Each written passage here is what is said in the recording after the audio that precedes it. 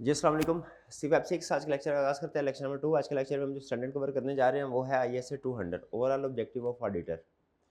कितने स्टूडेंट्स वो रीडिंग करके आए हैं जो मैंने ग्रुप में शेयर की थी, जो मैंने कल लेक्चर में कल बताया था रीडिंग करके आनी है, प्री रीडिंग कैफेड की बुक से। कोई नहीं करके आए? ग्रुप में ऐड नहीं है आप? चले मेरे ख्याल आज कर देंगे आपको। चले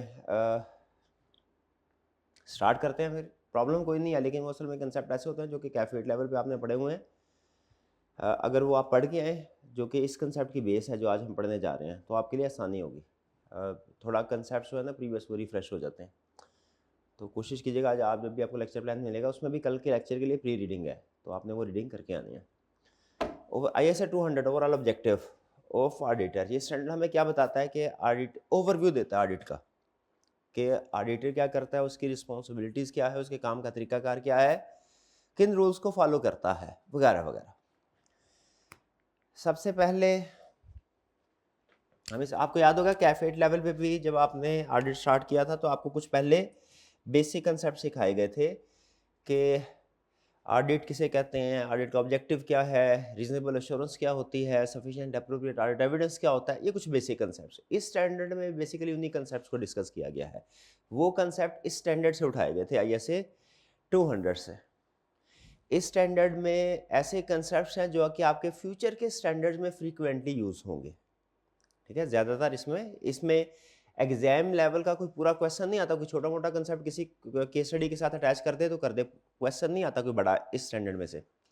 लेकिन इस स्टैंडर्ड के जो कंसेप्ट्स हैं वो दूसरे स्टैंडर्ड्स में यूज़ होते हैं, इसलिए इनको अच्छे तरीके से समझना ज़रूरी है। और दूसरी, जब आप स्टैंडर्ड पढ़ रहे होंगे ना, स्टैंडर्ड की जो लैंग्वेज होगी, अगर आप इसे कुछ स्टैंडर्ड पढ़ेगा तो स्टैंडर्ड की लैंग्वेज होगी हाईली टेक्निकल।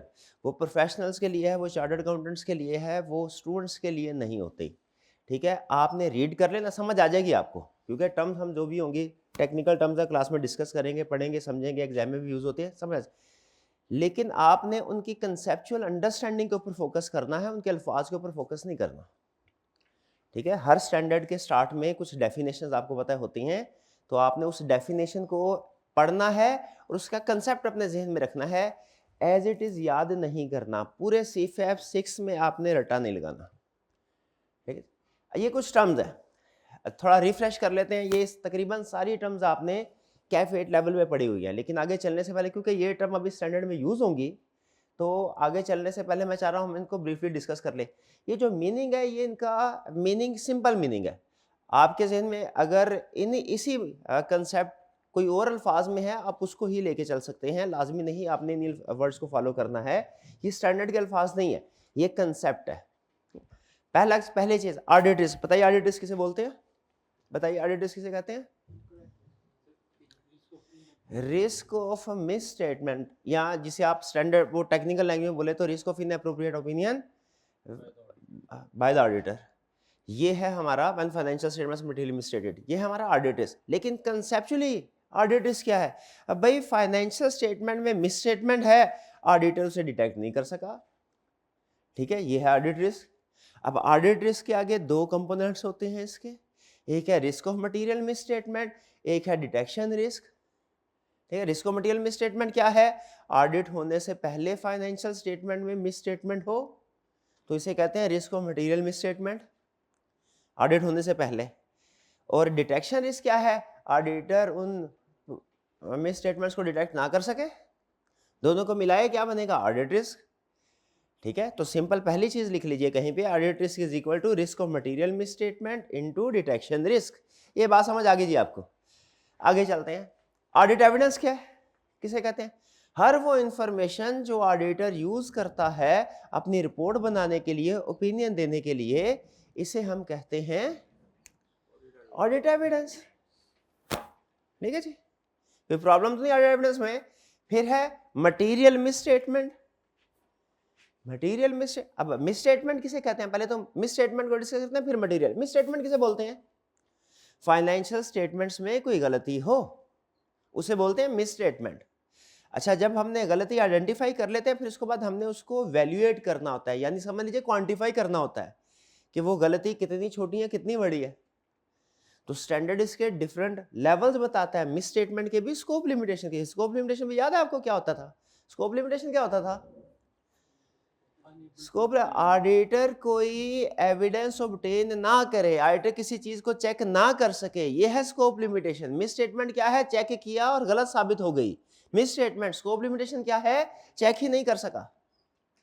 ठीक है, जब कभी मिस स्टेटमेंट होती है, स्कोप लिमिटेशन होती है, आइडेंटिफाई करने के बाद अगला काम क्या होता है? हमने इसको वैल्यूएट करना होता है, इसका लेवल क्या है।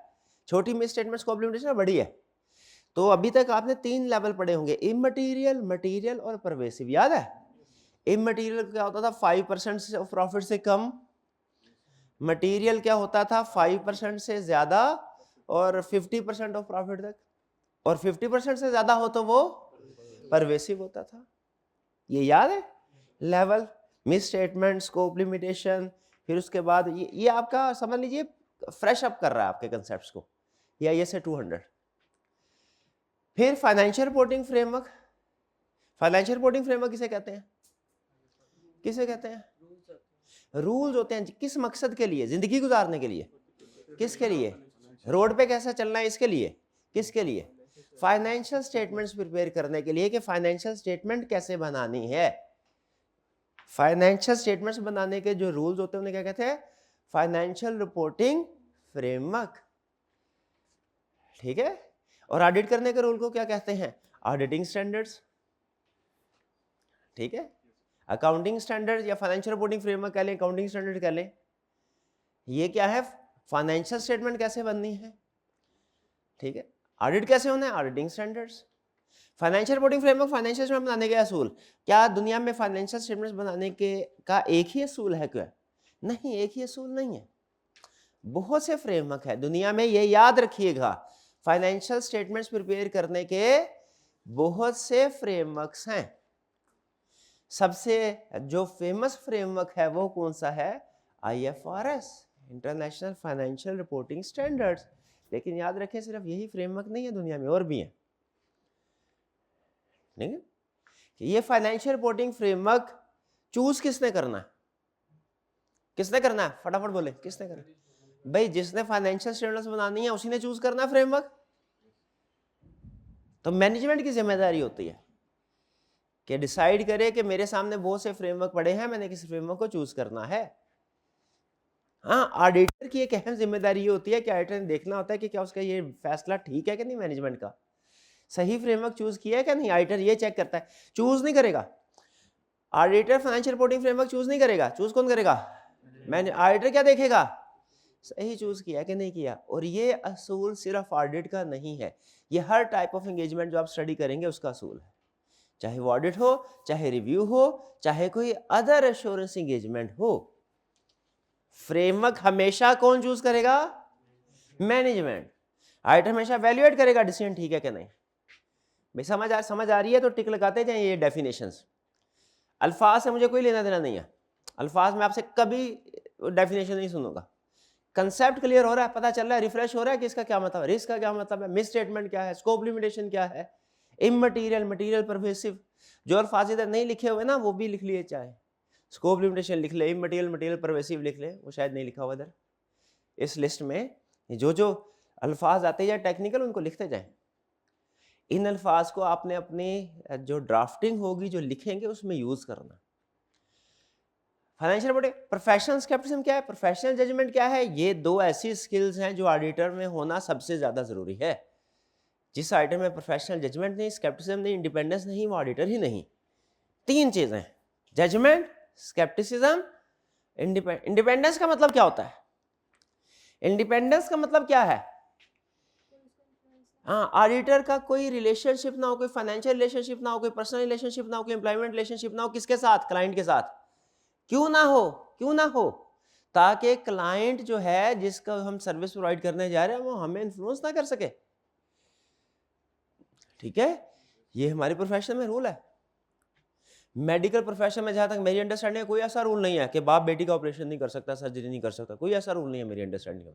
लेकिन हमारे ऑडिट में ये रूल है कि बाप अपनी बेटी की कंपनी का ऑडिट नहीं कर सकता। इंडिपेंडेंस रिक्वायर्ड है हमारी सर्विसेज में। ठीक है, तो इंडिपेंडेंस होना जरूरी है ऑडिटर में। फिर प्रोफेशनल स्केप्टिसिज्म होना। स्केप्टिसिज्म का मतलब क्या है? स्केप्टिसिज्म का मतलब क्या है कि ऑडिटर को ऐसे सोचना है जैसे पुलिस वाला सोचता है। पुलिस वाला कैसे सोचता है? जहां पे जुर्म हुआ हो, क्या सोचता है? अच्छा ये तो रिश्तेदार है, ये नहीं जुर्म करेगा, ये हमसाया है, ये जुर्म नहीं, ये तो बड़ा उसका बचपन का दोस्त है, ये भी जुर्म नहीं कर सकता। ऐसे सोचता है क्या? एक अच्छा पुलिस वाला कैसे सोचता है? स्केप्टिसिज्म के साथ कि कोई भी मुजरिम हो सकता है, फिर ही मुजरिम पकड़ा जाएगा ना भाई। हर एक को शक के दायरे से निकाल दे जाएंगे तो वो तो मुजरिम भी निकल जाएगा। हर एक पे शक ना करना बेहतर है कि हर एक पे शक करना बेहतर है? हालांकि दोनों सूरतों में गलती होगी। हर एक पे शक करेंगे, हर एक मुजरिम तो नहीं होगा। हर एक पे शक नहीं करेंगे, हर एक मासूम भी नहीं होगा। लेकिन हमारे प्रोफेशन मुजरिम पकड़ा कब जाएगा? जब शक किया जाएगा हर एक पे। इसीलिए स्केप्टिसिज्म हमारे लिए जरूरी है। हर प्रोफेशन में स्केप्टिसिज्म जरूरी नहीं होता। हमारे प्रोफेशन में, आर्ट प्रोफेशन में स्केप्टिसिज्म का मतलब क्या है कि हमने जिस क्लाइंट पे जाना है इस माइंडसेट के साथ जाना है कि इसमें मिसस्टेटमेंट हो सकती है। फाइनेंशियल स्टेटमेंट के जिस एरिया, जिस एलिमेंट को वेरीफाई करना है इस माइंडसेट के साथ करना है, इसमें मिसस्टेटमेंट हो सकती है। कि इस माइंडसेट के साथ करें और पिछले 10 सालों में कोई मिसस्टेटमेंट नहीं आई तो अभी भी नहीं आएगी, ऐसा नहीं। स्केप्टिसिज्म, इंडिपेंडेंस, क्लियर हो गया। फिर इसके बाद प्रोफेशनल जजमेंट। प्रोफेशनल जजमेंट का स्टैंडर्ड कहता है भैया मैं आपको सिखाऊंगा, ट्रेन करूंगा, लेकिन हर चीज जो आप जिंदगी में फेस करेंगे वो मैं नहीं बता सकता, तो आपको जजमेंट अप्लाई करना पड़ेगा। वालिदैन बच्चों की तरबियत करते हैं ना, सिखाते हैं ये अच्छी चीज़ है, ये बुरी चीज़ है, ये अच्छी चीज़ है, बुरी चीज़, लेकिन हर चीज़ के बारे में तो नहीं सिखा सकते। इवन अगर हर चीज़ के बारे में सिखा भी दे आज के वक्त में, हो सकता है आने वाले साल 6 महीनों में कोई नई चीज़ें आ जाए दुनिया में। तो ट्रेनिंग, प्रॉपर ट्रेनिंग के बावजूद, सब कुछ सीखने के बावजूद, क्या हमें जिंदगी में फैसले करते हुए अपनी जजमेंट अप्लाई करना पड़ती है। अपनी जजमेंट का मतलब खुद अंदाजा लगाना कि इस सिचुएशन में क्या होना चाहिए। देखिए ऑडिटिंग स्टैंडर्ड सिंपल स्टेटमेंट दे रहे हैं, कहता है भैया जो सिचुएशन मैंने आपको समझाई है, ये सिचुएशन है, उसमें ये करना है। वो सिचुएशन सामने है तो उसमें वही करना, उसमें जजमेंट अप्लाई नहीं करनी, उसको फॉलो करना है, उसको कंप्लाई करना है। क्या करना है? फॉलो करना है, कंप्लाई करना है। किस चीज को? जो चीज मैंने बता दी जिस जगह पे।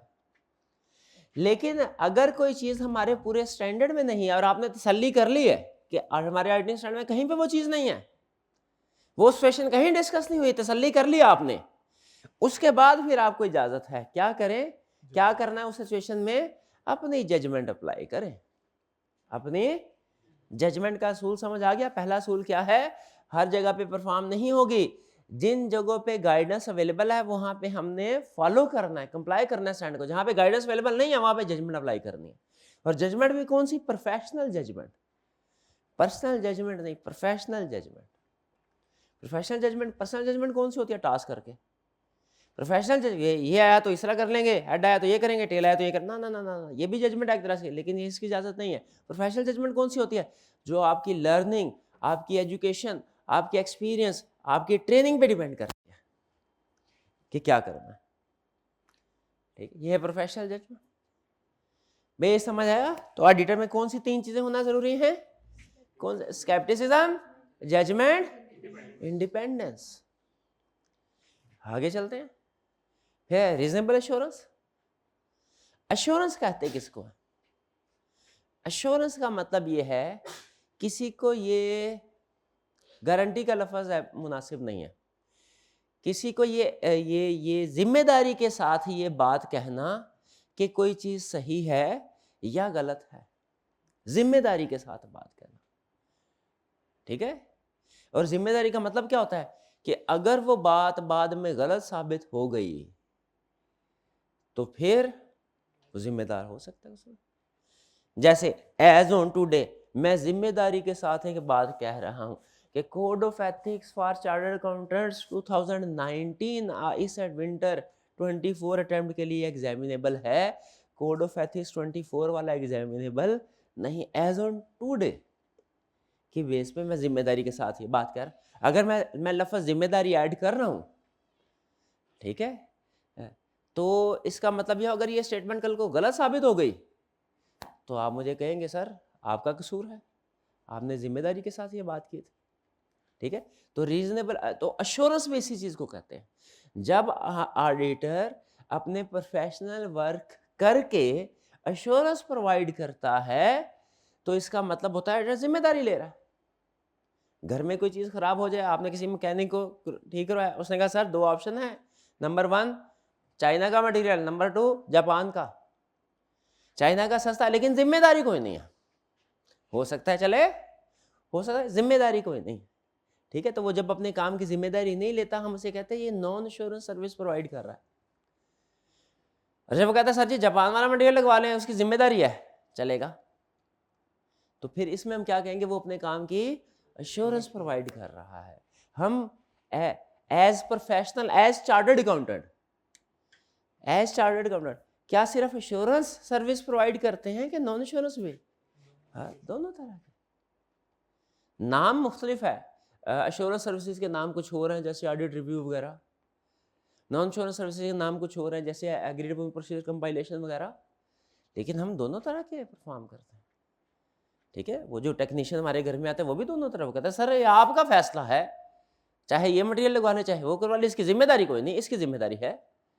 हम भी ये कहते हैं क्लाइंट को कि सर ये एंगेजमेंट है तो इसमें जिम्मेदारी हमारी कोई नहीं, ये है तो है, जिम्मेदारी होगी, आप अपने ज़रूरत के मुताबिक फैसला करें।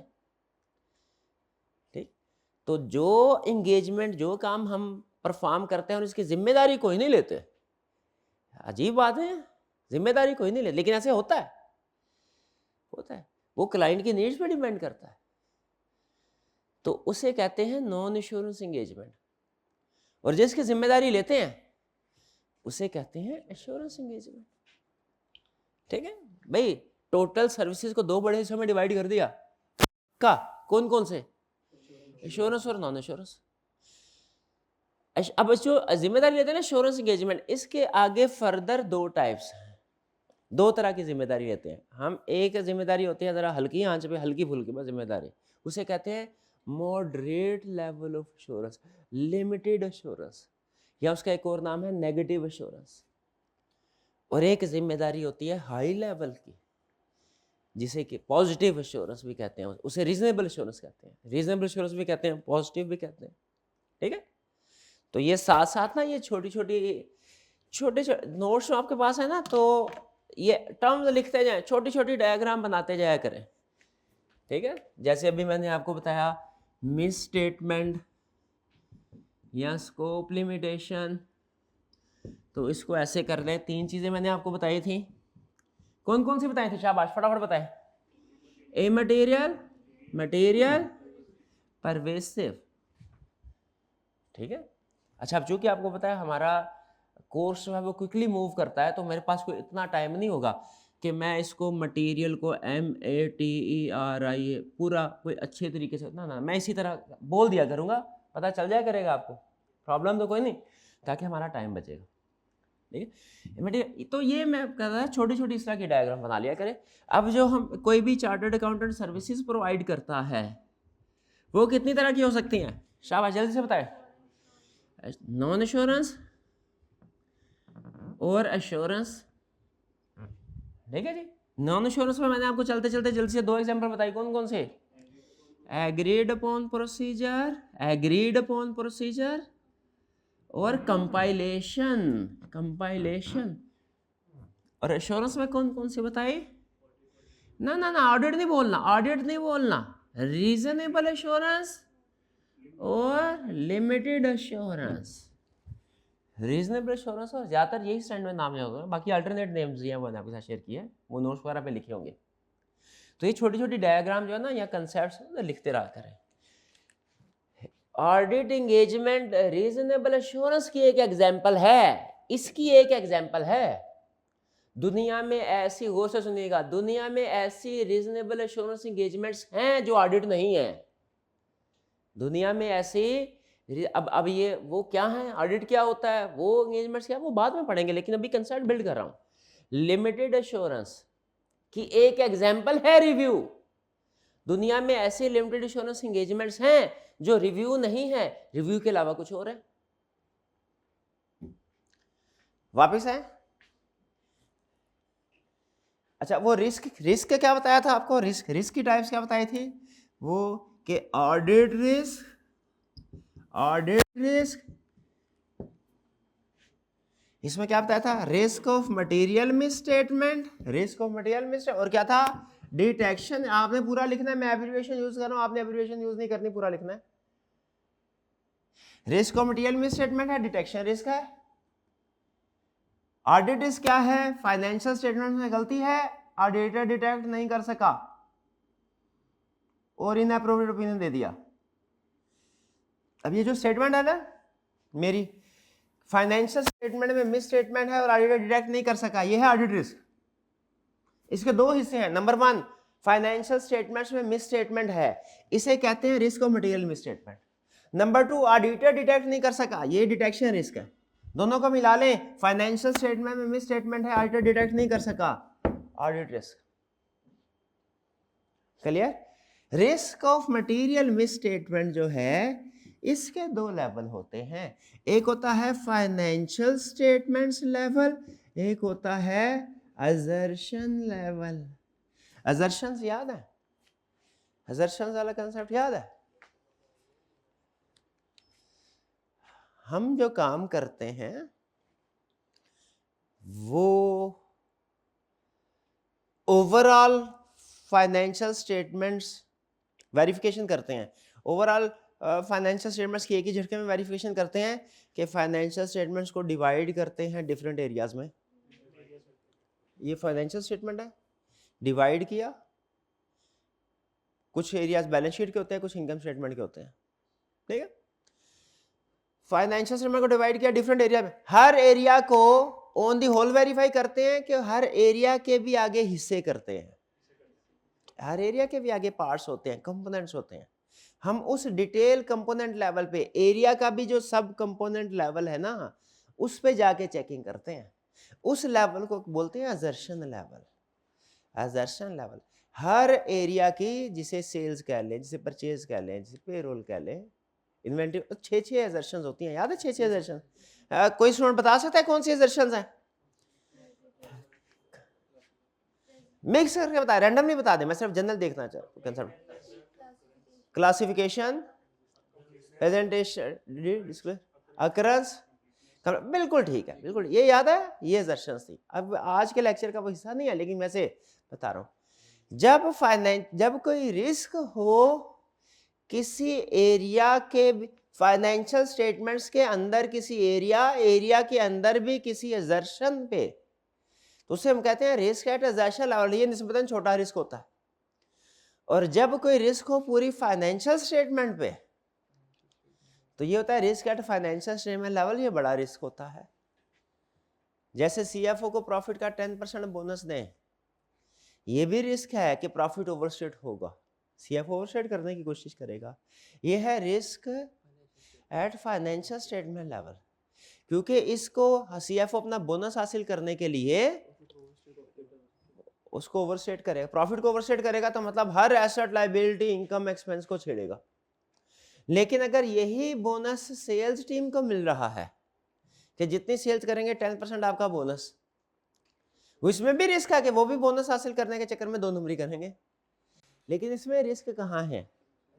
सिर्फ एक एरिया सेल्स, और सेल्स के अंदर भी एक असर्शन ओवर स्टेटमेंट, जैसे आप अकरेंस भी कह सकते हैं, ठीक है। अंडर स्टेटमेंट का रिस्क तो नहीं होगा, वो ज्यादा ही करेंगे, कम थोड़ी करेंगे। तो इस सिचुएशन में सेल्स में रिस्क है, लेकिन रिस्क क्या है? सेल्स ज्यादा होने का रिस्क है कि कम होने का? ज्यादा होने का। इसे कहते हैं रिस्क एट असर्शन लेवल। तो जो जी बिल्कुल, जैसे valuation of property plant equipment है, जैसे वैल्यूएशन ऑफ डेटर्स है, ठीक है, बिल्कुल ऐसे। तो financial risk at audit risk, financial statement में मिस स्टेटमेंट है, ऑडिटर डिटेक्ट नहीं कर सका। फाइनेंशियल स्टेटमेंट में मिस स्टेटमेंट 2 लेवल की होती है। फाइनेंशियल स्टेटमेंट लेवल जो बहुत तकरीबन सारी फाइनेंशियल स्टेटमेंट को अफेक्ट करे। असर्शन लेवल जो स्पेसिफिक एरिया की स्पेसिफिक असर्शन को अफेक्ट करे। असर्शन लेवल पे जो रिस्क होते हैं वो 2 तरह के होते हैं, इनहेरेंट रिस्क और कंट्रोल रिस्क। इनहेरेंट रिस्क है due to nature of transaction, due to nature of entity. जैसे क्रेडिट सेल की नेचर ही ऐसी है, क्रेडिट सेल होगी तो बैड डेट होगा ही होगा। जैसे प्रोविजन फॉर बैड डेट की नेचर ही ऐसी है, दुनिया में बड़े से बड़ा अकाउंटेंट आ जाए एग्जैक्ट मेजरमेंट नहीं कर सकता कि कितने डेट बैड डेट होंगे, प्रोविजन फॉर बैड डेट कितनी होगी। तो नेचर ऑफ एंटिटी की वजह से इसमें मैनेजमेंट का कसूर नहीं होता, ये हम कहते हैं हालातों वाकयात की वजह से होता है रिस्क है। कंट्रोल रिस्क कौन सा है? जो इंटरनल कंट्रोल्स मैनेजमेंट ने लगाया है वो सही काम ना करे। मैनेजमेंट ने अपना इंटरनल कंट्रोल सिस्टम भी तो बिल्ड किया होता है ताकि उनका सिस्टम अच्छे, इन खतरात के बावजूद सिस्टम अच्छे से चल सके। इन खतरात के बावजूद, इन रिस्क के बावजूद बिजनेस अच्छे से चल सके, एक्टिविटीज अच्छे से चल सके, इसके लिए मैनेजमेंट ने क्या किया होता है? कंट्रोल्स लगाए होते हैं। तो वो कंट्रोल सही ना काम करें, इसे क्या बोलते हैं? Control risk. Control risk, weak internal control, शाबाश, बिल्कुल ठीक। तो ये रिस्क की कंप्लीट डायग्राम, ठीक है। इसमें कुछ 2-3 मजीद रिस्क भी स्टैंडर्ड में किसी और जगह किसी और स्टैंडर्ड में आएंगे, वो हम इसमें ऐड कर लेंगे। ज़्यादातर यही रिस्क होते हैं जो आपको वक्तन फवक्तन स्टैंडर्ड पढ़ते हुए मिलेंगे। इनको ज़रा लिख ले अपने पास, छोटी सी डायग्राम बना ले।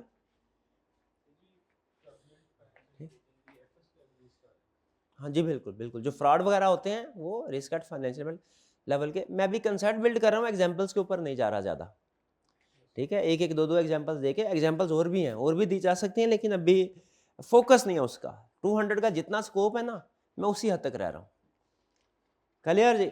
अच्छा, आप मुझे बताइए, कल मैंने आपसे कहा था आपने चैट जीपीटी अकाउंट बनाना, कितने स्टोर से बनाया? चले कोई बात नहीं, आज आके बनाना। अब घर जाएंगे ना जब आप, तो आधे से ज़्यादा, और अभी घर नहीं जाएंगे, अब फॉर्म में जाएंगे, तो आधे से ज़्यादा कंसेप्ट जो है ना आपके जहन से निकल चुके होंगे शाम तक। तो जो कंसेप्ट निकल चुके हों, नोट्स देखिए। फिर भी समझना है कि डायग्राम में ये लफ्ज़ सर ने लिखा था, ये डायग्राम में, ये नोट्स में तो नहीं है कहीं। तो फिर आपने क्या करना है? जीपीटी पे जाए, उनसे सिंपल पूछ लें, एक्सप्लेन मी दिस टर्म, ठीक है, explain me this term in simple and short words. वरना वो कहानी शुरू कर देता है ऐसे कि वो 5 मिनट पढ़ते पढ़ते लग जाते हैं। तो इन सिंपल, प्रॉम्प्ट क्या देना है, क्या लिखना है? Explain me this term in simple and short word. Aahista Aahista आपको पता चल जाएगा कि फिर आपने अल्फाज का क्या चेंज करना है, तो जिससे वो आउटपुट चेंज करता है। जीपीटी में ऐसे होता है ना, एक लफ्ज़ चेंज हो जाए, उसका आउटपुट चेंज। आउटपुट से मुराद वो जो आपको लिख के देगा वो चेंज। तो स्टार्ट यहाँ से करना है। आज के लेक्चर की कोई भी चीज़ घर जाके समझ नहीं है, भूल गए, जीपीटी जाके ये पढ़ना है। और एंड में एक चीज़ जो उस्ताद से भी पूछते होते हैं आप, वो नहीं भूलने, क्या? Explain me with the help of an example. An example लिखेंगे, एक एग्जाम्पल देगा। 100 एग्जाम्पल्स लिखेंगे तो 100 एग्जाम्पल्स देगा। जितनी अब आपका टाइम है उस लिहाज से उसे बोल दे। चलिए वापस आते हैं, रिस्क वाली बात क्लियर हो गई जी? Inherent risk, control, reduction clear?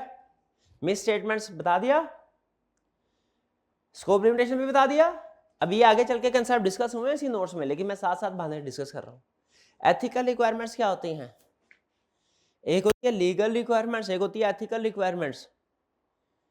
हमारे यहाँ, मतलब हमारे प्रोफेशन में, अगर कोई कंप्लीट चार्टर्ड अकाउंट, सारे articles completed, CAF qualified articles completed, सीफैप के 3 पेपर कंप्लीटेड, बाकी अभी पेपर देने हैं, जॉब मिल जाएगी कि नहीं? जॉब मिल जाती है कि नहीं? मिल जाती है। काम कर लेता है कि नहीं करता? ओके। एमबीबीएस, एक पेपर रह गया, बाकी सारे पेपर पास, ऑपरेशन करने की इजाजत मिल जाती है कि नहीं? नहीं मिलती है, ठीक है। लीगल रिक्वायरमेंट क्यों नहीं मिलते? लीगल रिक्वायरमेंट, भाई सर्जरी करनी है ना, क्वालिफाइड होना जरूरी है। हमारे प्रोफेशन में काम करने के लिए क्वालिफाइड होने की शर्त नहीं है। हाँ, कुछ काम करने के लिए शर्त है, ऑडिट करने के लिए शर्त है, बाकी अकाउंटिंग नेचर का काम करते हैं इसमें, उसमें शर्त नहीं है, ठीक है। हाँ, जहाँ जहाँ कुछ जगहों पे रिक्वायरमेंट है भी, मैं ये नहीं कह रहा बिल्कुल ही रिक्वायरमेंट है, कुछ जगहों पे है भी। पाकिस्तान में ऑडिट आपको बताइए है, वो चार्टर्ड अकाउंटेंट कर सकता है, टाइप ऑफ कंपनी बताई हुई है।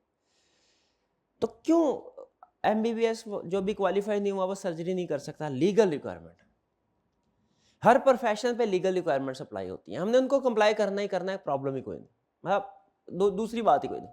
लेकिन हर प्रोफेशन के ऊपर एथिकल रिक्वायरमेंट्स भी अप्लाई होती हैं जो कि उन्हें कंप्लाई करना चाहिए, उन एथिकल रिक्वायरमेंट्स को भी, ठीक है। जैसे मेडिकल प्रोफेशन में एक बड़ी, अब हज़ारों साल से एक एथिकल रिक्वायरमेंट चली आ रही है, या सैकड़ों साल से कह लें, ज़्यादा बड़ी बात नहीं करते हम, कि अपने जो डॉक्टर है ना वो अपने पेशेंट के जो भी मामलात हैं उनको कॉन्फिडेंशियल रखेगा, किसी थर्ड पार्टी के साथ डिस्कस नहीं करेगा उसके जो भी मर्ज है या जो भी प्रॉब्लम है, जब तक कि वो इजाज़त ना दे दे पेशेंट। ऐसा है कि नहीं? हर प्रोफेशन के ऊपर एथिकल रिक्वायरमेंट्स होते हैं, सिर्फ हमारे प्रोफेशन पे नहीं, हर प्रोफेशन पे लीगल रिक्वायरमेंट्स भी हैं, कुछ एथिकल रिक्वायरमेंट्स भी। हमने किसको फॉलो करना है? दोनों को। शाबाश। लीगल रिक्वायरमेंट्स है कंपनीज एक्ट में, एथिकल रिक्वायरमेंट्स किधर वाला? कोड ऑफ एथिक्स में है। कोड ऑफ एथिक्स हमारे सिलेबस में कितने मार्क्स का है? कितने मार्क्स का है? 20 का तो नहीं है, 10 to 15। शाबाश। इसका मतलब कम से कम 10 नंबर का कंफर्म क्वेश्चन आएगा, कम से कम 15 नंबर का भी आ सकता है। तो हमें इसको फॉलो करना है। एग्रीड? एथिकल रिक्वायरमेंट फॉलो करनी चाहिए कि सिर्फ लीगल रिक्वायरमेंट्स करनी चाहिए? दोनों करने चाहिए। एथिकल रिक्वायरमेंट के अंदर बहुत सी रिक्वायरमेंट्स आती है। ये जो रिक्वायरमेंट मैंने आपके साथ बोली इसको कहते हैं हम कॉन्फिडेंशियलिटी रिक्वायरमेंट। ये हमारे प्रोफेशन में भी है, अकाउंटिंग, ठीक, कि हमने अपने क्लाइंट जिसको सर्विस प्रोवाइड कर रहे हैं उसकी कॉन्फिडेंशियल इंफॉर्मेशन किसी के साथ शेयर नहीं कर। लेकिन एथिकल रिक्वायरमेंट्स में सबसे अहम रिक्वायरमेंट जो है ना, ऑडिट प्रोफेशन के हवाले से सबसे अहम रिक्वायरमेंट है एश्योरेंस एंगेजमेंट, वो है इंडिपेंडेंस, कि हमें इंडिपेंडेंट होना है। तो एथिकल रिक्वायरमेंट्स ठीक है, हम मानते हैं, हम एग्री करते हैं, हम वादा करते हैं कि जब कभी काम करेंगे, कोई भी प्रोफेशनल सर्विस करेंगे, एथिकल रिक्वायरमेंट्स को फॉलो करेंगे, कोड ऑफ एथिक्स के मुताबिक करेंगे। कोड ऑफ एथिक्स खोला, उसमें तो बहुत सी रिक्वायरमेंट्स हैं, किस किस को पूरा करेंगे? सबको पूरा करेंगे। सबसे अहम कौन सी रिक्वायरमेंट्स हैं? Independence, independence.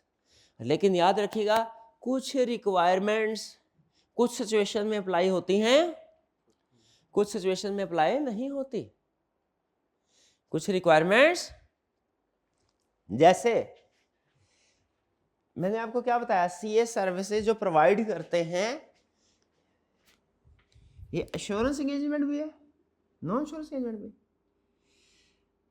Code of ethics की जो इंडिपेंडेंस की रिक्वायरमेंट है ना, गौर से सुनेगा, कोड ऑफ एथिक्स की इंडिपेंडेंस की रिक्वायरमेंट एश्योरेंस एंगेजमेंट के ऊपर एप्लीकेबल है, रिक्वायर्ड है। एश्योरेंस एंगेजमेंट प्रोवाइड करते हुए प्रोफेशनल का इंडिपेंडेंट होना रिक्वायर्ड है। नॉन एश्योरेंस एंगेजमेंट्स परफॉर्म करते हुए इंडिपेंडेंट होना रिक्वायर्ड नहीं है, रिक्वायर्ड नहीं है। होना है तो हो जाए, रिक्वायर्ड नहीं है, लफ्ज बोल रहा हूं, रिक्वायर्ड नहीं। इंडिपेंडेंस रिक्वायर्ड है, रिक्वायर्ड नहीं है, ठीक है जी। तो ये सूल याद रखिएगा। एथिकल रिक्वायरमेंट्स हमने फॉलो करने हैं, किधर लिखे हैं? कोड ऑफ एथिक्स में। सारे फॉलो करने हैं, यस। लेकिन बाज़ औक़ात कुछ रिक्वायरमेंट्स कुछ जगहों पे रेलिवेंट नहीं है, कुछ रिक्वायरमेंट्स कुछ जगहों पे एप्लीकेबल नहीं है। एग्जांपल क्या है इसकी? एग्जांपल दीजिए कोई ऐसी सिचुएशन की जिनमें कोड ऑफ एथिक्स की इंडिपेंडेंस वाली रिक्वायरमेंट रेलिवेंट नहीं है।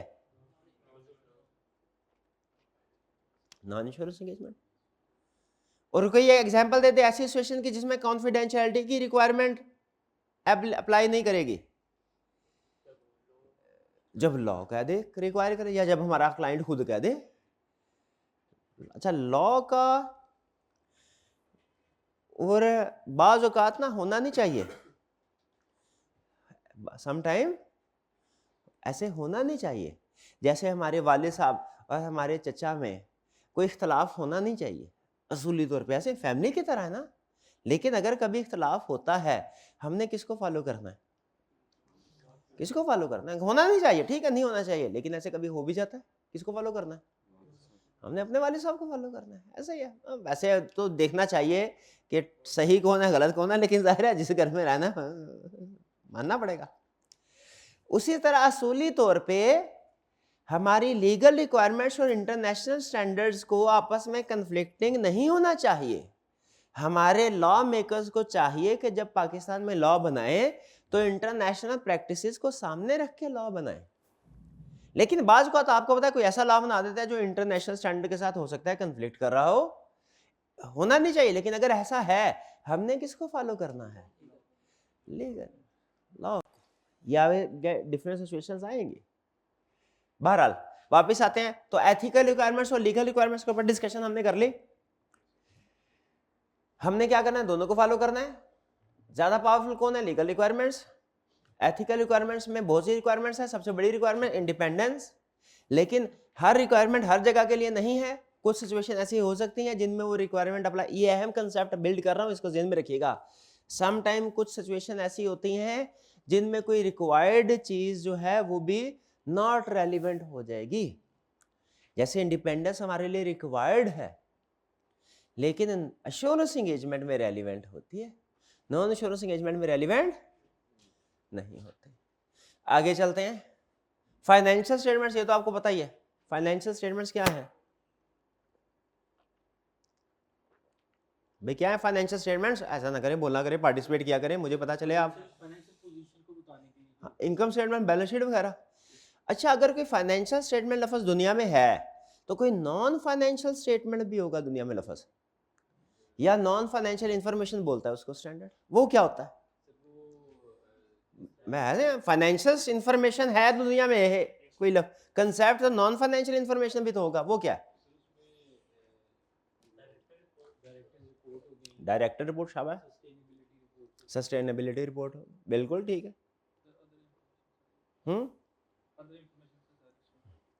अदर इंफॉर्मेशन के साथ। मैं एक स्टेटमेंट बोलने लगा हूं, मैं चाय बहुत मजे की बनाता हूं। हमारे रेस्टोरेंट की चाय पूरे लाहौर में सबसे ज्यादा मजे की चाय है। ये स्टेटमेंट दे। इंटरेस्टिंग क्वेश्चन पूछूं आपसे, क्या ऑडिटर इस स्टेटमेंट को वेरीफाई कर सकता है?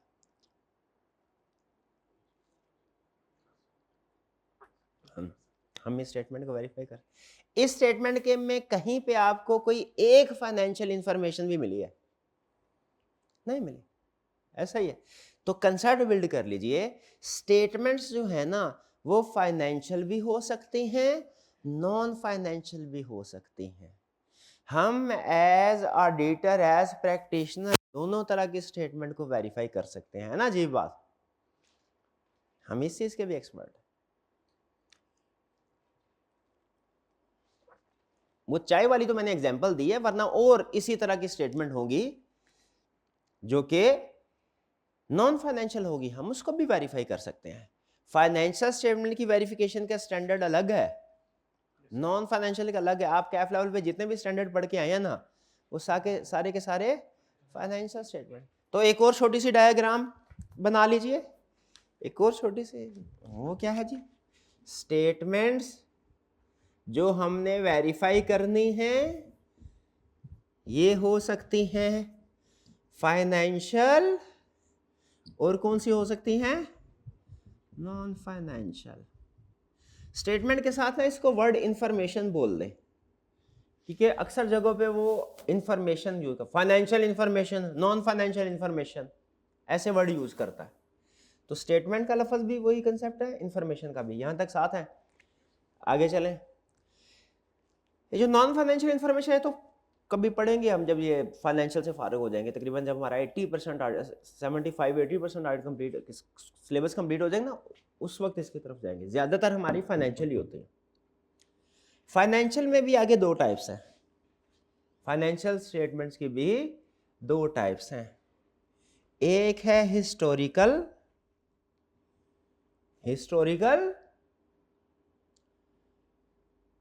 और एक है प्रोस्पेक्टिव। एक है हिस्टोरिकल, एक है प्रोस्पेक्टिव। जरा बताइए तो क्या फर्क है? बताइए तो क्या फर्क है? हिस्टोरिकल कौन से?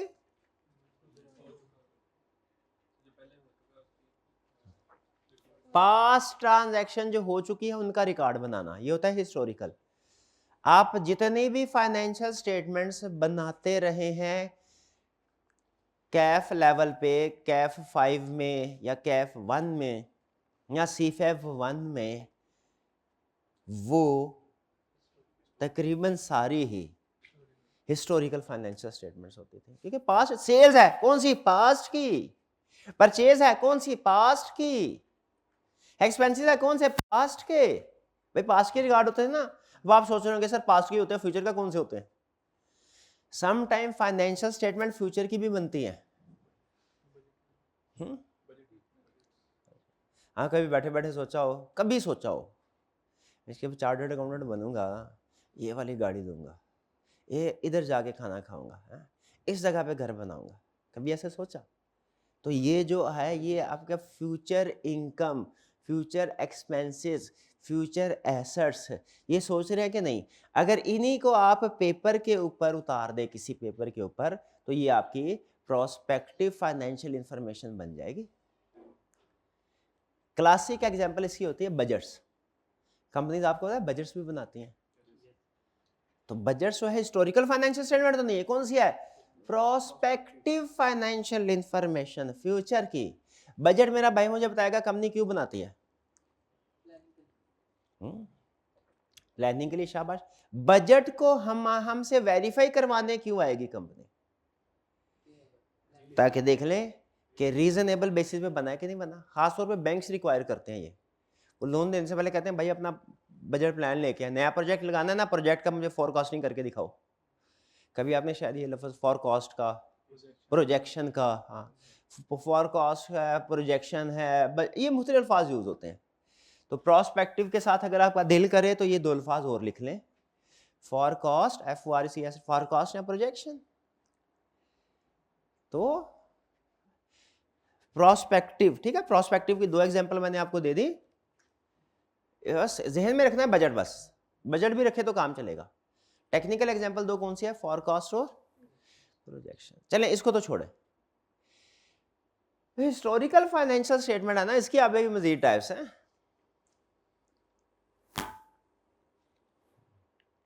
ये सारी आपने करनी है, सीखनी है। हिस्टोरिकल की आगे कौन सी टाइप्स हैं, नंबर 1,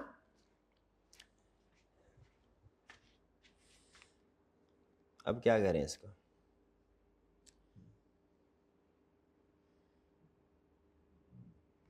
चार। नंबर 1 हिस्टोरिकल फाइनेंशियल स्टेटमेंट्स जो जनरल पर्पस फ्रेमवर्क पे बनी हो,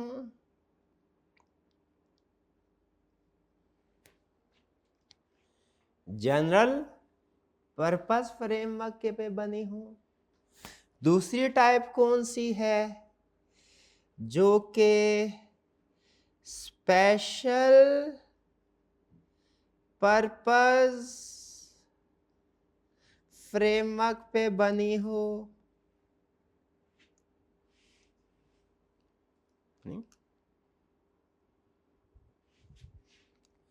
तीसरी टाइप कौन सी है, तीसरी टाइप है general, special, single financial statements या एलिमेंट। और 4 है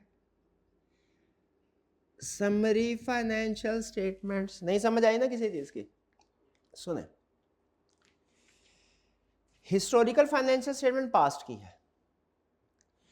अगर पास्ट ट्रांजैक्शन की, ज्यादातर हम यही बनाते हैं हिस्टोरिकल।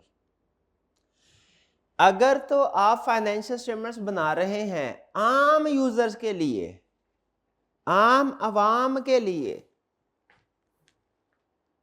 तो उसके बनाने के रूल्स कुछ और होंगे। आप किसी खास बंदे से नहीं पूछेंगे बताए भैया फाइनेंशियल स्टेटमेंट कैसी बनाए। आप देखेंगे अमूमी तौर पे क्या लोग रिक्वायर करते हैं, उसके मुताबिक फाइनेंशियल स्टेटमेंट बनेगी।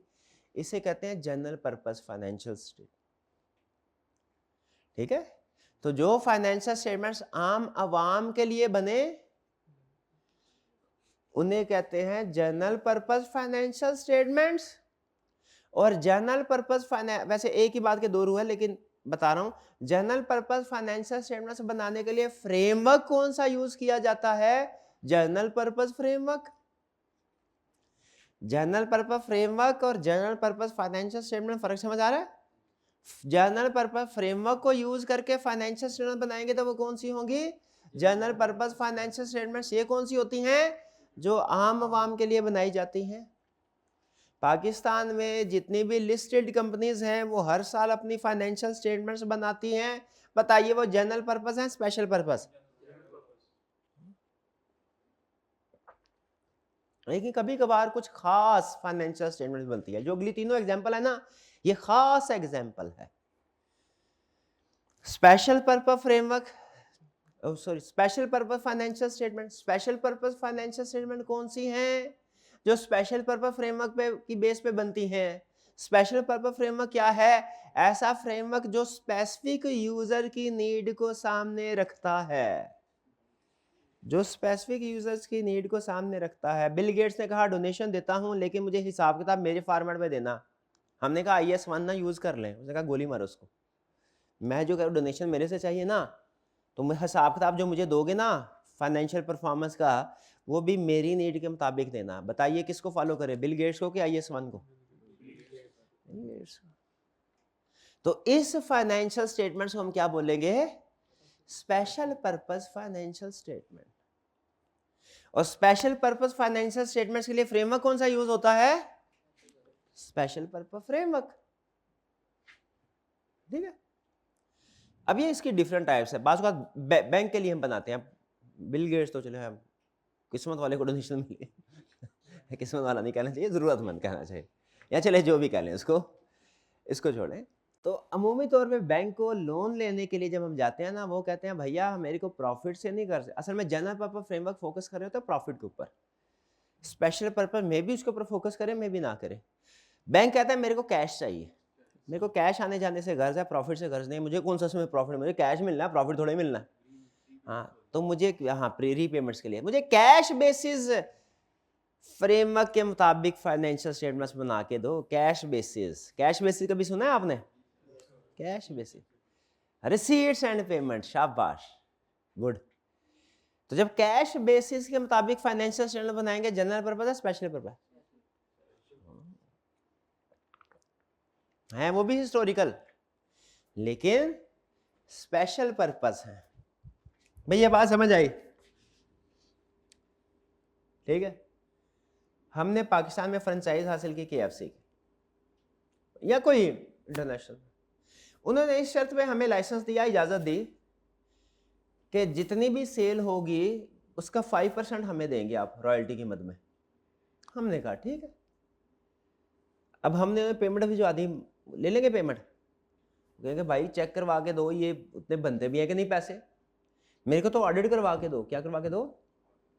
हमने कहा ठीक है पूरी फाइनेंशियल स्टेटमेंट्स का ऑडिट करवा के देते हैं। उसने कहा फाइनेंशियल स्टेटमेंट्स नहीं, मुझे सारी फाइनेंशियल स्टेटमेंट से गर्ज थोड़ा ही है। उधर KFC वाला गोरा बोलेगा उधर से, कहेगा मुझे किससे गर्ज है? सिर्फ एक चीज से, तुम लोगों की सेल्स कितनी है वो सही है। क्योंकि सेल सही है ना तो मैं इसका 5% लगाऊंगा, मेरी रॉयल्टी आ जाएगी। हो सकता है वो कहे कि मुझे सिर्फ सेल्स का ऑडिट करवा के दो, या हो सकता है वो कहे सारी फाइनेंशियल स्टेटमेंट छोड़ो, सारी फाइनेंशियल स्टेटमेंट में तो 5 चीजें होती हैं, मुझे सिर्फ ऐसा करो इनकम स्टेटमेंट का ऑडिट करवा के दे दो। अब एक ऑडिट होता है complete set of financial statements. ये कभी आपने नाम सुना है? Complete set of financial statement. Complete set of financial statement में कितनी फाइनेंशियल स्टेटमेंट्स होते हैं? 5। लेकिन अगर कोई गोरा या कोई और कहे, हमारा कोई यूजर स्टेक होल्डर, कि भैया मेरे को complete set of financial statement, असल में ना ये complete set of financial statement है। ये इसमें और इसमें क्या फर्क है भला? जनरल पर्पस फ्रेमवर्क और स्पेशल पर्पस फ्रेमवर्क क्या फर्क है? ये वाइड रेंज ऑफ यूजर के लिए है, ये स्पेसिफिक यूजर के लिए है, ये फर्क है, ठीक है। अच्छा, इसमें जनरल पर्पस में और सिंगल फाइनेंशियल एलिमेंट में क्या फर्क है? ये है complete set of financial statement. ये क्या है? सिर्फ सिंगल फाइनेंशियल स्टेटमेंट यानी सिर्फ इनकम स्टेटमेंट, या बाज का तो उसकी भी आगे एग्जांपल एक्सट्रीम सिंगल एलिमेंट, सिर्फ सेल्स, सिर्फ डेटर्स, सिर्फ फिक्स एसेट्स का ऑडिट करो। सवाल ये है, हम complete set of financial statement का ऑडिट करते ही करते हैं। क्या क्लाइंट हमें कहे सिर्फ इनकम स्टेटमेंट का ऑडिट करो, कर सकते हैं? ये तो दूर की बात, अगर वो कहे सिर्फ डेटर्स का ऑडिट करो, वो भी कर सकते हैं। उसे क्या कहेंगे हम? Audit of single financial statements या सिंगल एलिमेंट। तो जो आपको हिस्टोरिकल फाइनेंशियल स्टेटमेंट्स मिलती है ना, हिस्टोरिकल फाइनेंशियल स्टेटमेंट मिलती हैं, वो कंप्लीट सेट की भी हो सकती हैं, जनरल पर्पस, वो कोई स्पेशल पर्पस स्पेसिफिक यूजर के लिए भी हो सकती हैं, वो कोई single financial statement single element भी हो सकता है, और वो इवन समरी भी हो सकती है। समरी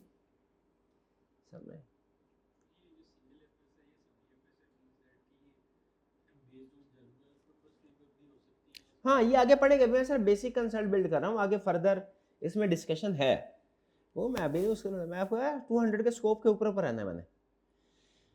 समरी फाइनेंस, कभी आपने वो, अब तो है वो नहीं रहा रिवाज, हमारे ज़माने में होता है नावल हुआ करते थे, किस्तवार छपते थे, वो कोई बाजू का डाइजेस्ट वगैरह होते थे। हाँ, इमरान सीरीज वो किस्तवार नहीं होती थी, वो तो मुकम्मल नावल बाजू का किस्सा।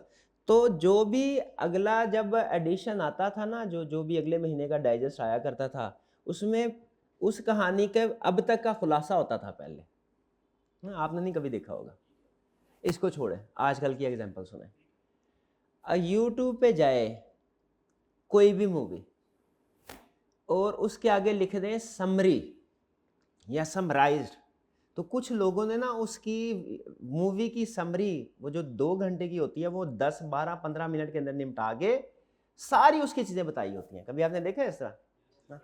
वो है समरी ऑफ मूवी। उसी तरीके से फाइनेंशियल स्टेटमेंट जो कंप्लीट होती है, वो कितने पेजेस की होती है? आपने कभी डाउनलोड करके चेक की है?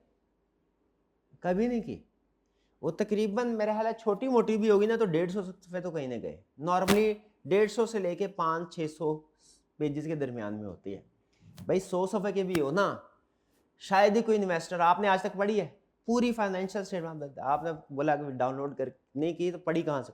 आप चार्टर्ड अकाउंटेंट है, आपके प्रोफेशन की सब एक तरह से अहम चीज है, और आपने आज तक नहीं पढ़ी, तो मार्केट में जो छोटे मोटे इन्वेस्टर्स होते होंगे वो पढ़ते होंगे क्या आपके ख्याल में? सारी चीजें नहीं पढ़ते। तो इसीलिए बाज़-औक़ात हम क्या करते हैं, अगर हमारे पास टाइम नहीं है, 2-2.5 घंटे की मूवी नहीं देख सकते, क्या करें? समरी देख लें। ऐसे ना, मूवी एक्सप्लेन्ड इन हिंदी ऐसे तो वो देख लें। उसी तरह याद रखें, जो कंप्लीट फाइनेंशियल स्टेटमेंट्स होती है ना, इनकी भी समरी भी बन जाती है अगर बनाना चाहे तो। ये लाजमी नहीं, अगर बनाना चाहे तो समरी भी बन जाए, लेकिन ये समरी बनाते हुए एक ही एहतियात करनी है, क्या? कोई अहम चीज रह ना जाए, कोई अहम चीज रह ना जाए, ये हम उसमें सीखेंगे। तो ये basically different types of financial statements है। बताए, समझ आई क्या? समझ। ये हर एक के ऊपर अलग स्टैंड, इसका स्टैंड अलग है, इसका ये इसको हम बोलते हैं, रेड में जो लिखे हैं मैंने, इसको बोलते हैं 800 सीरीज। ये IS 800 बताते हैं हमें, इसके बारे में गाइडेंस, इसके बारे में फर्दर गाइडेंस IS 805, इसके बारे में फर्दर गाइडेंस IS 810, और ये IS 700 सीरीज है। सीरीज अभी जो हम ऑडिट पढ़ना स्टार्ट करेंगे ना, अभी 200 से जो शुरू हो रहा है, ये क्या है? 700 सीरीज। ज्यादातर हमारी डिस्कशन ना इस स्टैंडर्ड पे होगी। ये स्ट्रक्चर क्लियर हुआ? ये ड्रॉ कर लिया आपने, स्टेटमेंट वाला, फाइनेंशियल, नॉन फाइनेंशियल, ये एक एक लफ्ज जो है ना, ये इसके पीछे एंगेजमेंट है, स्टैंडर्ड है जो हमने पढ़ने हैं।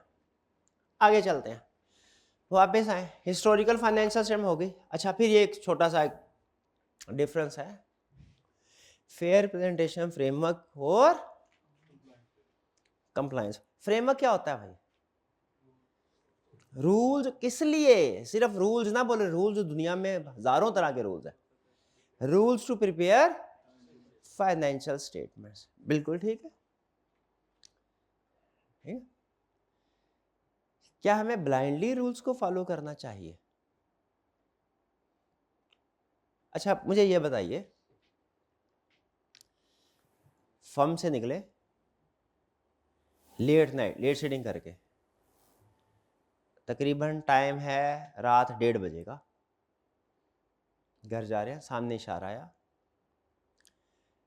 रेड हो गया सिग्नल, आपने दाएं, अब कानून क्या कहता है? रेड हो जाए तो उधर खड़े हो जाओ। आप रूल को कंप्लाई करेंगे, लॉ को कंप्लाई करेंगे उस वक्त में कि दाएं देखेंगे और बाएं देखेंगे, ना दाएं ट्रैफिक ना बाएं ट्रैफिक, सार्जेंट भी कोई नहीं, कैमरा भी कोई नहीं लगा हुआ, ठीक है, ये निकल जाएंगे। कितने स्टूडेंट, सच सच बताना है, वैसे मैं कोई वैल्यूएशन नहीं हो रही, मैं कोई एथिकल असेसमेंट नहीं कर रहा, मैं वैसे पूछ रहा हूँ आपसे आदत, ठीक है। मैं अक्सर कोशिश करता हूँ वैसे कि खड़ा हो जाए, कभी कभी निकल भी जाता हूँ मैं, डिपेंड करता है, बंदा थका हो तो बंदा कहता। आप में से कितने स्टूडेंट ऐसे हैं जो कि चाहे इर्द गिर्द कोई ट्रैफिक नहीं भी आ रही, वहां पे रुक जाएंगे? कोई भी नहीं। अच्छा, अगर कोई रुक जाए ऐसी सिचुएशन में भी, तो इसे हम कहते हैं ये रूल्स को कंप्लाई कर रहा है। चाहे कंप्लाई करना बेहतर है या नहीं है, ये रूल को कंप्लाई कर रहा है। और जो दाएं बाएं देखे, ट्रैफिक अगर आ रही है तो रुक जाए, क्योंकि फिर रुकना ही बेहतर है। लेकिन अगर कोई ट्रैफिक नहीं आ रही, दाएं बाएं कोई, तो वो निकल जाए कि भाई मेरे लिए तो इस वक्त निकल जाना ही बेहतर है, बिला वजह टाइम जाया होगा। तो इसको ये कहते हैं, ये फैसला कर रहा है फेयर बेसिस पे। इस वक्त फेयर यही है कि निकल जाया जाए, ठीक है। तो फाइनेंशियल स्टेटमेंट्स बनाने के जो रूल होते हैं, फ्रेमवर्क, ये दो तरह के होते हैं। एक रूल जो इजाजत देते हैं, एक रूल जो जो ये क्या कहते हैं कि भैया दिन हो या रात हो, ट्रैफिक आ रही हो या ना आ रही हो, सिग्नल रेड है ना, आपने रुक जाना। कोई भी सिचुएशन हो, जो हमने रूल्स कह दिए आपने इन्हीं को फॉलो करना है। इसे कहते हैं कंप्लायंस फ्रेमवर्क। इसे क्या कहते हैं? Compliance framework. कि भैया अकाउंटिंग पॉलिसी कंसिस्टेंटली अप्लाई होगी, आपके ख्याल में अगर चेंज होने से प्रेजेंटेशन बेहतर होती भी है ना, खबरदार नहीं अकाउंटिंग पॉलिसी चेंज करनी, जो हमने कह दिया इसी के मुताबिक चलना। इसको क्या बोलेंगे? Compliance framework. ये उस फ्रेमवर्क के अंदर लिखा होगा। और एक वो होता है फ्रेमवर्क जो कहता है रूल्स हम दे रहे हैं लेकिन हम इतने सख्त नहीं हैं। अगर आपको कहीं लगे ना कि 19-20 करने, 19-20 सिर्फ, ये 10-20 नहीं, 19-20 करने से फाइनेंशियल स्टेटमेंट्स बेहतर हो सकती हैं, तो इजाजत दी कर लो। अगर गवर्नमेंट ये कह दे कि दिन के टाइम में तो आपने रूल्स को फॉलो करना ही करना है, चाहे ट्रैफिक आ रही जाए, रात के टाइम पे ना अगर ट्रैफिक नहीं आ रही, ये 12 से लेके रात 12 बजे के बाद से लेके सुबह 5 बजे तक ट्रैफिक वगैरह नहीं आ रही, तो निकल जाया करें। तो ये, इसको हम क्या कहेंगे? ये है फेयर प्रेजेंटेशन फ्रेमवर्क। ये स्ट्रिक्टली कंप्लायंस के ऊपर फोकस नहीं कर रहा, कह रहा है कंप्लाई करो जरूर, फेयर प्रेजेंटेशन भी कहता है कंप्लाई करो जरूर, लेकिन अगर किसी सिचुएशन में बेहतर होना चेंज कर लो। तो यह है फेयर प्रेजेंटेशन। भाई फर्क समझ आया कंप्लायंस फ्रेमवर्क में और फेयर प्रेजेंटेशन फ्रेमवर्क में? इसमें मुझे वो मैं क्लास में भी बात किया करता, सुनाता हूँ, एक एग्जांपल याद आ जाती है। बचपन में मैंने कहानी सुनी थी, बाप बेटे को मेले पे ले जाता है, कहता है बेटा जब तक मैं ना हो तुमने अपनी जगह से नहीं हिलना। बाप की चीज़ लेने के लिए चलता है, इतने में मेले में लग जाती है आग, लोग भागते हैं, बच्चे को कहते हैं भाई भागो तुम भी अपनी जान बचा, कहता है नहीं मेरे वाले साहब कह के गए थे जब तक मैं ना हूं ना तुमने नहीं हिलना। वो नहीं हिला, फिर डेथ हो गई। कहानी थी, सबक था उसमें कोई ज़ाहिर। आप मुझे बताइए उस बच्चे ने कौन सा फ्रेमवर्क फॉलो किया? Compliance framework. मे भी अब आप में से कुछ स्टूडेंट्स के ख्याल में उसने ठीक किया हो, कुछ के ख्याल में उसने गलत किया हो, ठीक है। क्या यहाँ पे असल में इंटेंशन उसके वालिद साहब की क्या ये थी कि चाहे मरते मर जाए जगह नहीं थी, ठीक है। तो अगर उसके वालिद साहब जाते हुए से ये कह देते कि जब तक मैं ना हूं यहां से हिलना ना, लेकिन अगर बहुत जरूरी हो ना तो तुम भाग के उस जगह पे पहुंच जाना, हाँ? अगर बहुत जरूरी हो तो यहां से तुम हिल सकते हो किसी सेफ जगह, अगर ये कह जाते, फिर हम क्या कहते हैं, कौन सा फ्रेमवर्क है, फेयर प्रेजेंटेशन फ्रेमवर्क।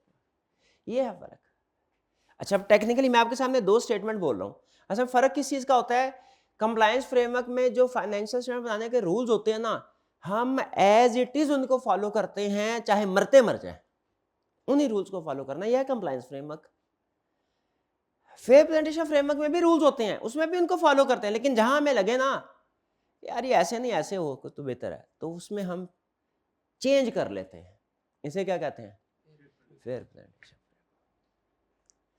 हमने फ्रेमवर्क एज मैनेजमेंट ने as management financial statement prepare करते हुए, हमने एज ऑडिटर चेक करते हुए ये पहले ये देखनी होती है बात कि फ्रेमवर्क कौन सा है, फेयर प्रेजेंटेशन है कि कंप्लायंस फ्रेमवर्क है। एज ऑडिटर हमारे लिए इसलिए जरूरी है कि जो हमने सबसे अहम चीज क्लाइंट को देनी है ना, अपनी ऑडिट रिपोर्ट, उस ऑडिट रिपोर्ट के अंदर जो सबसे अहम पैराग्राफ है ना, ओपिनियन पैराग्राफ, उसकी वर्डिंग चेंज हो जाती है। कंप्लायंस फ्रेमवर्क में वर्डिंग कुछ और होती है, फेयर प्रेजेंटेशन फ्रेमवर्क में वर्डिंग कुछ और होती है। मैं वर्डिंग आपके सामने रख रहा हूं, आपने मुझे बताना ये कंप्लायंस फ्रेमवर्क है कि fair presentation. These financial statements have been prepared in accordance with XYZ law applicable in country X। Compliance, अब सुने, these financial statements have been prepared in accordance with XYZ law of this country, या पाकिस्तान में गाली तो companies act में, and these financial statements have been prepared in accordance with XYZ law of this country and give true and fair view। इसमें जो हमने add किया ना अल्फाज and give true and fair view, देखिए पहले वाले में क्या स्टेटमेंट थी कि सिर्फ एक स्टेटमेंट थी, हमने कंप्लाई किया। दूसरे वाले में क्या स्टेटमेंट है कि हमने कंप्लाई किया है और ट्रू एंड फेयर व्यू भी देखा है। जहां पे ट्रू एंड फेयर व्यू जरूरी था उसको सामने रखते हुए हमने चेंज भी कर दिया है, समझ रहे हैं फर्क। तो ये फेयर प्रेजेंटेशन फ्रेमवर्क और कंप्लायंस फ्रेमवर्क में फर्क समझ आया। कंप्लायंस फ्रेमवर्क क्या है, rules to prepare financial statement which just comply with rules and regulation, just comply, comply सबसे अहम है। इसमें फेयर प्रेजेंटेशन में क्या होता है, कंप्लायंस भी होती है, लेकिन अल्टीमेट ऑब्जेक्टिव क्या होता है, फेयर प्रेजेंटेशन। क्लियर, कुछ समझ आया आपको। अब मुझे बताइए सारे जो अल्फाज लिखे हैं और कुछ एडिशनल भी जो छोटी मोटी डायग्राम बना के लेक्चर में मैंने डिस्कस किए हैं, वो अल्फाज समझ आ रहे हैं आपको। चलिए आगे चलते हैं। अब मेरा ख्याल है कि हमने तकरीबन सारा ये पढ़ लिया, लेकिन एक दफा देख लेते हैं इसको, कोई नया कंसेप्ट हुआ वो भी पढ़ लेंगे। फाइनेंशियल स्टेटमेंट्स क्या कह रहा है जी, फाइनेंशियल स्टेटमेंट्स में भी जनरल पर्पस और में भी स्पेशल पर्पस, एग्री करते हैं। जनरल पर्पस कौन सी होती है, वाइड रेंज। स्पेशल पर्पस कौन सी होती है, स्पेशल यूजर के लिए, ठीक है। जनरल पर्पस किस फ्रेमवर्क की बेस पे बनती है, general purpose framework. Special purpose financial statement किस बेस पे बनती है, स्पेशल पर्पस फ्रेमवर्क की बेस पे। जनरल पर्पस की एग्जांपल क्या है, IFRS।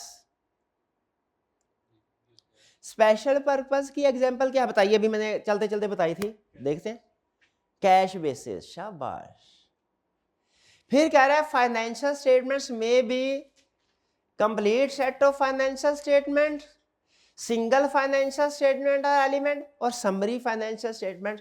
ये सेंटेंस समझ आया कि फाइनेंशियल स्टेटमेंट्स जो बनती हैं वो कंप्लीट सेट भी हो सकती हैं, 5 का 5, वो सिंगल एलिमेंट भी हो, सिंगल फाइनेंशियल स्टेटमेंट भी हो सकती। सिंगल फाइनेंशियल स्टेटमेंट मतलब सिर्फ बैलेंस शीट, सिर्फ इनकम स्टेटमेंट, सिर्फ कैश, वो सिंगल एलिमेंट भी हो सकती हैं, समझ आया। Single financial statements are element, फर्क पता है, कंप्लीट सेट और सिंगल फाइनेंशियल स्टेटमेंट फर्क पता है।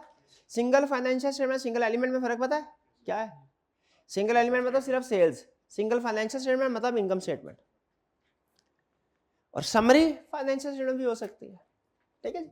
आगे यहां पे बता रहा है कि जनरल पर्पस है तो उसका स्टैंडर्ड कुछ और होगा, स्पेशल पर्पस है तो उसका स्टैंडर्ड कुछ और होगा, सिंगल फाइनेंशियल स्टेटमेंट स्टैंडर्ड कुछ और होगा, समरी फाइनेंशियल स्टैंडर्ड कुछ और होगा। ये स्टैंडर्ड आपने याद करने हैं नंबर। ठीक है, आपको स्टैंडर्ड पढ़वाना मैंने ऑप्शनल करार दिया, पढ़ना चाहें तो पढ़ सकते हैं, नहीं पढ़ना चाहे तो इंशाल्लाह प्रॉब्लम नहीं होगी, लेकिन आपको इस काबिल बनाना है कि प्रैक्टिस में या एग्जाम में कोई मसला आपके सामने आ जाए, आप ये डिसाइड कर सके कि इसका हल किस स्टैंडर्ड में मौजूद है।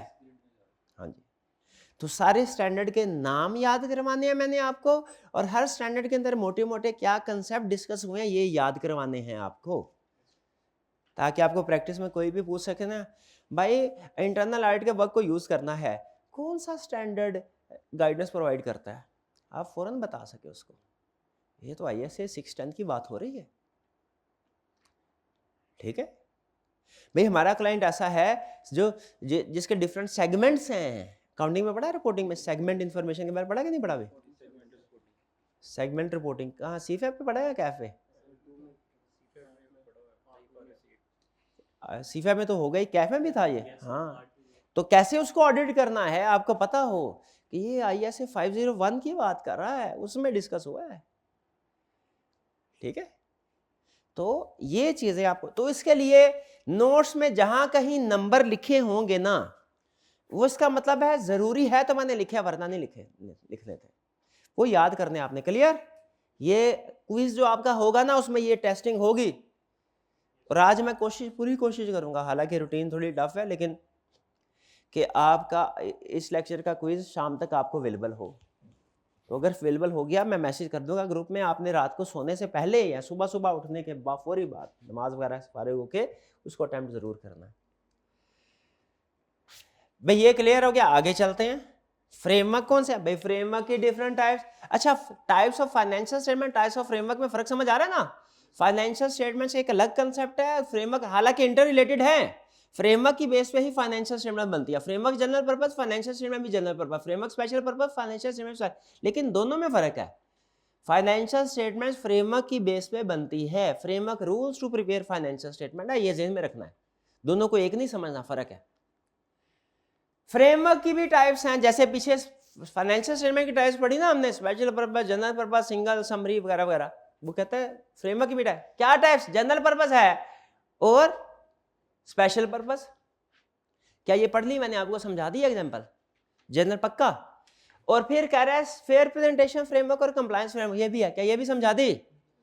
आगे एग्जांपल्स दे रहा है, एग्जाम्पल जहां कहीं आए ना स्टैंडर्ड को भी पढ़ते हुए, वैसे तो स्टैंडर्ड की तरह सारी एग्जाम्पल निकाल के नोट्स में आपके साथ शेयर कर दी जाएंगी, एग्जाम्पल जहां कहीं आए समझ लीजिए, वेरी वेरी वेरी इंपॉर्टेंट। अक्सर केस स्टडी वो एग्जाम्पल में से उठाता है। ठीक है, तो examples of general purpose framework की एग्जाम्पल दी, स्पेशल पर्पस फ्रेमवर्क की भी एग्जाम्पल दी। जनरल पर्पस की एग्जाम्पल क्या है? IFRS, और क्या एग्जाम्पल है? IFRS for SMEs, SMEs small and medium sized entities, ये भी जनरल पर्पस है। जनरल पर्पस कौन सा फ्रेमवर्क होता है?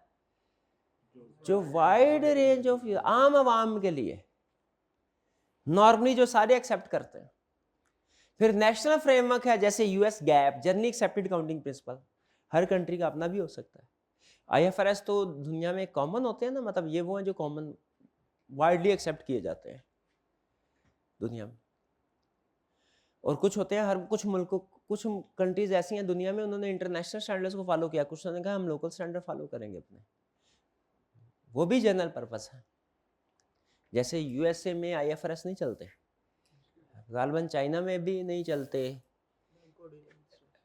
इंडिया में ट्रांजिशन फेज पे है, रशिया में भी शायद नहीं चलते। ठीक है, वो एक जगह मैं आर्टिकल पढ़ा था, उसने कहा था अजीब बात है कि दुनिया की जो बड़ी बड़ी इकोनॉमीज हैं वो IFRS को फॉलो नहीं करते, उनके अपने स्टैंडर्ड्स हैं फाइनेंशियल स्टेटमेंट्स प्रिपेयर करने के लिए। जैसे USA में generally accepted accounting US gap है।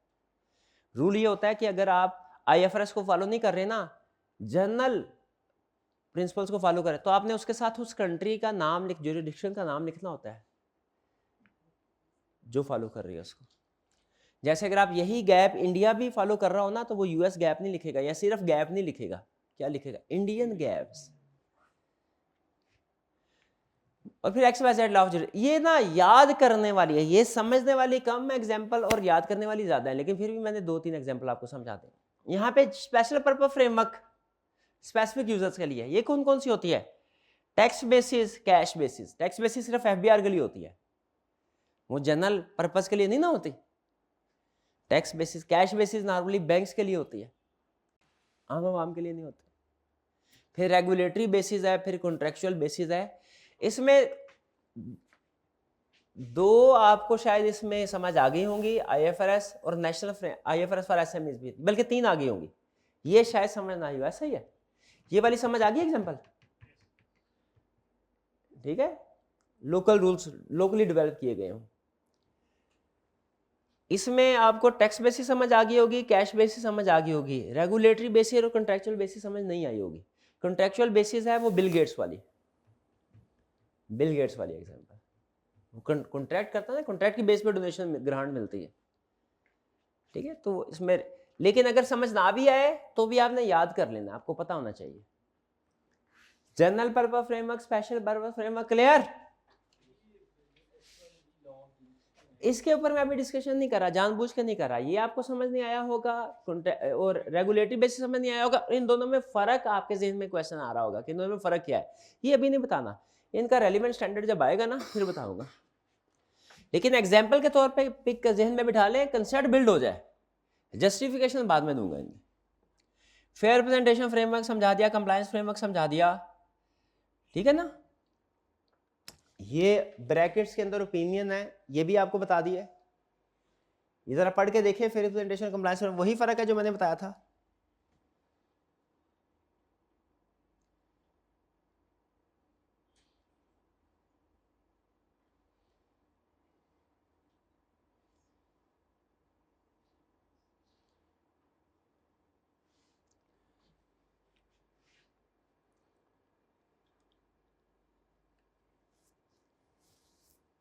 क्लियर? वही बात है। अच्छा, एक काम करना है आपने, ये सच पे पेन रखें अपना, सच पे, सच, और पीछे सारा ये काट दे, सारा काट दे, और इसकी जगह लिख ले इफ। ये लाइन क्या बन गई? If applicable financial reporting framework is not acceptable, auditor shall not accept audit। यही लाइन बन गई। जो लिखी हुई है इसको छोड़े। वो सुन, बात का ऐसा होता है, कोई छोटा कंसेप्ट होता है, उसके चक्कर में बड़ा कंसेप्ट कंप्रोमाइज हो जाता है। तो मैंने छोटे कंसेप्ट को ज़िबा कर दिया है, बड़े कंसेप्ट को बचाने की कोशिश की है। तो हमारा कंसेप्ट क्या बन गया? बड़ा, यानी ऊपर उसने आपको बहुत सी टाइप्स ऑफ फ्रेमवर्क बताई हैं, आपने नोट किया कंटेक्स्ट क्या चल रहा है, बहुत सी टाइप्स ऑफ फ्रेमवर्क बता रहा है। नीचे जाके कह रहा है जो भी फ्रेमवर्क है जो मैनेजमेंट ने अडॉप्ट करना है वो एक्सेप्टेबल होना चाहिए, यानी सेलेक्ट मैनेजमेंट ने करना है, ऑडिटर के लिए एक्सेप्टेबल के सही है। अगर ऑडिटर के लिए एक्सेप्टेबल नहीं, ऑडिटर क्या कहेगा? मैं ऑडिट नहीं करूंगा, मैं ऑडिट नहीं करूंगा। भाई डॉक्टर का काम है सर्जरी करना, जान बचाना। अगर डॉक्टर को कहा जाए भाई ऐसा कर, इसका गुर्दा निकाल के इसको लगा दे ताकि इसकी जान बच जाए, उसका काम है, हमें पैसे भी देने को तैयार है, क्या उसे करना चाहिए? क्या करना चाहिए? क्या नहीं करना चाहिए? क्यों नहीं करना चाहिए? क्योंकि भाई इसकी जान बचाने के लिए दूसरे की जान खतरे में थोड़ी डाली जा सकती है, उसके लिए ये एक्सेप्टेबल नहीं हो। हालांकि वो करना चाहे कर सकता है, लेकिन उसका ज़मीर गवारा नहीं करेगा। मिलती जुलती रिक्वायरमेंट ये है। मैनेजमेंट ने फ्रेमवर्क को सेलेक्ट करना है, लेकिन फ्रेमवर्क सही सेलेक्ट किया। पाकिस्तान में की कंपनी है, इंडिया का फ्रेमवर्क सेलेक्ट कर रहे हैं, ऑडिटर को कहे भैया तेरा काम ही है या वेरीफाई करना है, वेरीफाई करो कि मैंने इंडियन फ्रेमवर्क के मुताबिक सही बनाया कि नहीं। हमें करना चाहिए, क्योंकि जो पाकिस्तानी फ्रेमवर्क मौजूद है वो ज़्यादा सूटेबल है। तुम्हारा शेयर होल्डर, स्टेक होल्डर भी पाकिस्तानी है, तो फिर पाकिस्तानी फ्रेमवर्क ज्यादा बेहतर है कि इंडियन? पाकिस्तानी। तो फिर अगर इंडिया के मुताबिक हमें एक्सेप्ट करना चाहिए, हमें तो पैसों से गर्ज है, नहीं, नहीं एक्सेप्ट करना। ठीक है, आगे चले। ये बड़े क्वेश्चन में ये कंसेप्ट आया करेगा। एप्लीकेबल फाइनेंशियल रिपोर्टिंग फ्रेमवर्क कौन सा है? ऐसा फ्रेमवर्क जो बहुत से फ्रेमवर्क थे ना, उनमें से जो फ्रेमवर्क मैनेजमेंट सेलेक्ट कर ले फाइनेंशियल स्टेटमेंट बनाने के लिए। कितने फ्रेमवर्क थे? वो 8 फ्रेमवर्क थे। 8 की तो एग्जांपल दे दी आपको। 8 फ्रेमवर्क थे ना, 4 जनरल पर्पस, 4 स्पेशल पर्पस। तो मैनेजमेंट कैसे सेलेक्ट करे फ्रेमवर्क? अक्कड़ बकड़ बम्बे वो करके ये सही है, ये ऐसे सेलेक्ट करे, ऐसे दे, इंटेंडेड सामने रख। तो जिस फ्रेमवर्क को सेलेक्ट कर लिया उसे क्या कहते हैं? एप्लीकेबल। जिसको सेलेक्ट नहीं किया अभी उसे सिर्फ फाइनेंशियल रिपोर्टिंग फ्रेमवर्क बोलेंगे। जिसको सेलेक्ट कर लिया एप्लीकेबल फाइनेंशियल रिपोर्टिंग फ्रेमवर्क बोलेंगे। Applicable financial reporting framework acceptable होना चाहिए। ठीक है जी, एक्सेप्टेबल है तो ऑडिट करेंगे, एक्सेप्टेबल नहीं है तो ऑडिट नहीं करेंगे। यही कह रहा है वो वाला फाइनेंशियल रिपोर्टिंग फ्रेमवर्क जो मैनेजमेंट ने अडॉप्ट किया। ठीक है, और जब कोई फ्रेमवर्क अडॉप्ट कर लेना, यहां पे ये कह रहा है उसको पूरे का पूरा फॉलो करना है। ठीक है मैनेजमेंट, तुमने जो फाइनेंशियल रिपोर्टिंग फ्रेमवर्क सिलेक्ट कर लिया है उसको सबको कंप्लाई करो। ऐसा नहीं है मर्जी का स्टैंडर्ड कंप्लाई किया, मर्जी का नहीं किया। भाई ऐसा करता हूँ फाइनेंशियल में IFRS के मुताबिक बनाऊंगा सिवाय IAS 2 और IAS 16 के, चलेगा? नहीं चलेगा। बनाना तो पूरा बनाओ, नहीं तो ना बनाओ।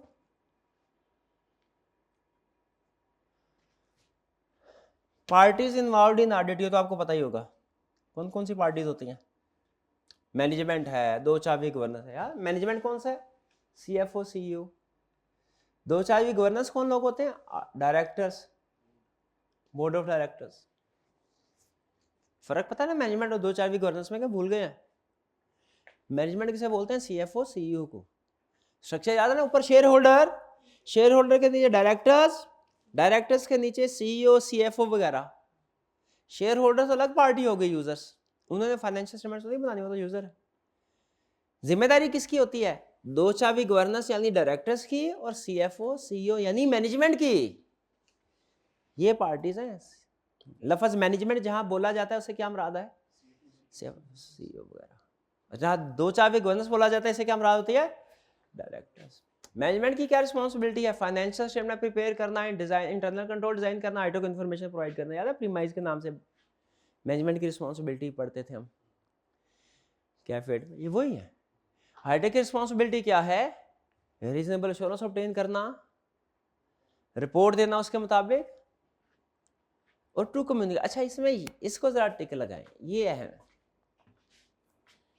ये तो आपने पहले ही पढ़ा होगा कि हाईटेक की ओवरऑल रिस्पांसिबिलिटी है रीजनेबल एश्योरेंस ऑब्टेन करना और शेयर होल्डर्स को रिपोर्ट देना, ऑडिट रिपोर्ट। क्या शेयर होल्डर्स को ऑडिट रिपोर्ट देने के अलावा भी ऑडिटर ने कुछ और पार्टीज को कम्युनिकेशन करनी होती है? ये सवाल है। आपने आज तक ऑडिटर के सबसे बड़ी रिस्पांसिबिलिटी यही पड़ी होगी ना, शेयर होल्डर्स को रिपोर्ट देना, ऑडिट रिपोर्ट। लेकिन इसके अलावा कुछ और लोगों को भी कम्युनिकेट, जैसे बात लीगल एक्टिविटी हो रही हो ना, तो रेगुलेटरी अथॉरिटीज को भी कम्युनिकेट करना होता है, मनी लॉन्ड्रिंग वगैरह। ये तीसरा पॉइंट उन रिस्पांसिबिलिटी की तरफ इशारा कर रहा है कि अगर ऑडिट करते हुए ऑडिटर को कोई ऐसी फाइंडिंग मिल जाए, ऐसी चीज सामने आ जाए जो कि ISA ने कहा है कि कम्युनिकेट करो, तो जिसको उन्होंने कहा है हम कम्युनिकेट करेंगे as auditor. Sometime as auditor हम कुछ चीजें स्टैंडर्ड कहता है, कुछ चीजें मैनेजमेंट को कम्युनिकेट करो जैसे मिस स्टेटमेंट वगैरह, कुछ चीजें डायरेक्टर को कम्युनिकेट करो जैसे मैनेजमेंट के फ्रॉड वगैरह, कुछ चीजें रेगुलेटरी अथॉरिटीज को कम्युनिकेट करो जैसे डायरेक्टर मनी लॉन्ड्रिंग कर रहे हो। तो ये शेयर होल्डर्स को कम्युनिकेट ऑडिट रिपोर्ट की शक्ल में वो तो करनी ही करनी है, कुछ और लोगों को भी। वो कब करनी है, कहां करनी है, कैसे करनी है, ये बाद में बताएंगे। इसके साथ स्टैंडर्ड लिख लें ब्रैकेट में, ISA 260 एंड 265 टू कम्युनिकेट के साथ। ISA क्या लिख ले? ISA 260 एंड 265 बताता है किस किस को क्या कम्युनिकेट। फिर ये इधर लिख लिया तो रिपोर्ट के आगे भी लिख ले कि हमने जो रिपोर्ट देनी है फाइनेंशियल स्टेटमेंट्स की रिपोर्ट कहाँ लिखी है, ISA 700 सीरीज, ISA 700 नहीं, ISA 700 सीरीज जो कल से शुरू होगी इंशाल्लाह हमारी। ये रिपोर्ट के आगे क्या ऑडिटर ने रिपोर्ट कैसे बनानी है, ये कहाँ लिखा हुआ है, 700 सीरीज। तो कौन कौन सी बात किस किस को कम्युनिकेट करनी है, मैनेजमेंट को कौन सी बात करनी है, डायरेक्टर को कौन सी बात करनी है, रेगुलेटरी अथॉरिटीज को कौन सी बात करनी है, कहाँ लिखा हुआ है, ISA 260 और 265। शाबाश, ले गए हाथों। वैसे 250 भी दिल में आ रहा है कि यहाँ पे लिखवा दूं, फिट करा दूं, चले छोड़े इसको, रहने दें, वो जब डिटेल में जाएंगे ना फिर पढ़ेंगे, अभी हल्का हल्का स्टैंडर्ड भी। अच्छा ठीक है, रीजनेबल एश्योरेंस कैसे ऑब्टेन करते हैं, एविडेंस ऑब्टेन करके। एविडेंस कैसे ऑब्टेन करते हैं, ISA को फॉलो करके, ठीक है। ये लाइन अब आपने ये आपकी होम असाइनमेंट है, ये लाइन मैंने आपको नहीं समझाई, फर्स्ट ये मैंने समझाई, आपको समझ नहीं आई, आपने मुझे कल समझाना है GPT से हेल्प लेके इस लाइन का क्या मतलब है। But remember that ISAs are objective / evidence oriented, not procedure oriented. इसका मतलब क्या है, ये कल आपने मुझे बताना, ये आपका टेस्ट केस है, छोटी सी होम असाइनमेंट, GPT से हेल्प लेके आपने बताना। और ये स्टैंडर्ड का, ये मैंने खुद से लफ्ज बताया हुआ है, ये स्टैंडर्ड में नहीं लिखा हुआ, मतलब स्टैंडर्ड का ये मिजाज है, स्टैंडर्ड की ये लाइन नहीं है, ठीक है। लेकिन ये आपने कल मुझे डिफरेंट स्टेक होल्डर्स, अब बहुत से स्टेक होल्डर्स, कौन कौन से स्टेक होल्डर हो सकते हैं, ये मैक्सिमम पार्टीज है रीजनेबल एश्योरेंस के मुताबिक, जो किसी केस स्टडी में वो इंगेज कर सकता है। अक्सर जो केस स्टडी बनाता है ना, उसमें जो करैक्टर ऐड करता है ना, वो करैक्टर ये होते हैं, कभी एग्जिस्टिंग या प्रोस्पेक्टिव शेयर होल्डर होगा, कभी होल्डिंग कंपनी होगी, कभी लैंडर्स होंगे, बैंकर्स वगैरह, कभी डोनर्स होंगे, कभी टैक्स अथॉरिटीज होगी। लैंडर के साथ लिख ले बैंकर्स / बैंकर्स, सब्सिडी भी लिख दे। लेकिन उमूमी तौर पे होल्डिंग की रिक्वायरमेंट्स होती है कि सब्सिडरी की फाइनेंशियल स्टेटमेंट आए, सब्सिडी की रिक्वायरमेंट नहीं होती कि होल्डिंग की फाइनेंशियल स्टेटमेंट आए, लेकिन लिख सकते हैं क्योंकि सब्सिडी का भी जिक्र करेगा।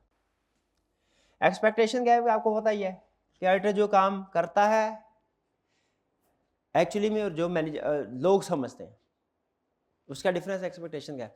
ऑडिटर एब्सोल्यूट एश्योरेंस प्रोवाइड करता है, लोग समझते हैं करता है, तो ये क्या हुआ, ऑडिटर 100% चेकिंग करता है, नहीं, लोग समझते हैं, तो ये क्या हुआ, एक्सपेक्टेशन गैप। ये रीड करना, ये आपने किया हुआ है, मेन कंसेप्ट बिल्ड कर दिया मैंने, एग्जांपल एक दो बता दी, ये आपने कर।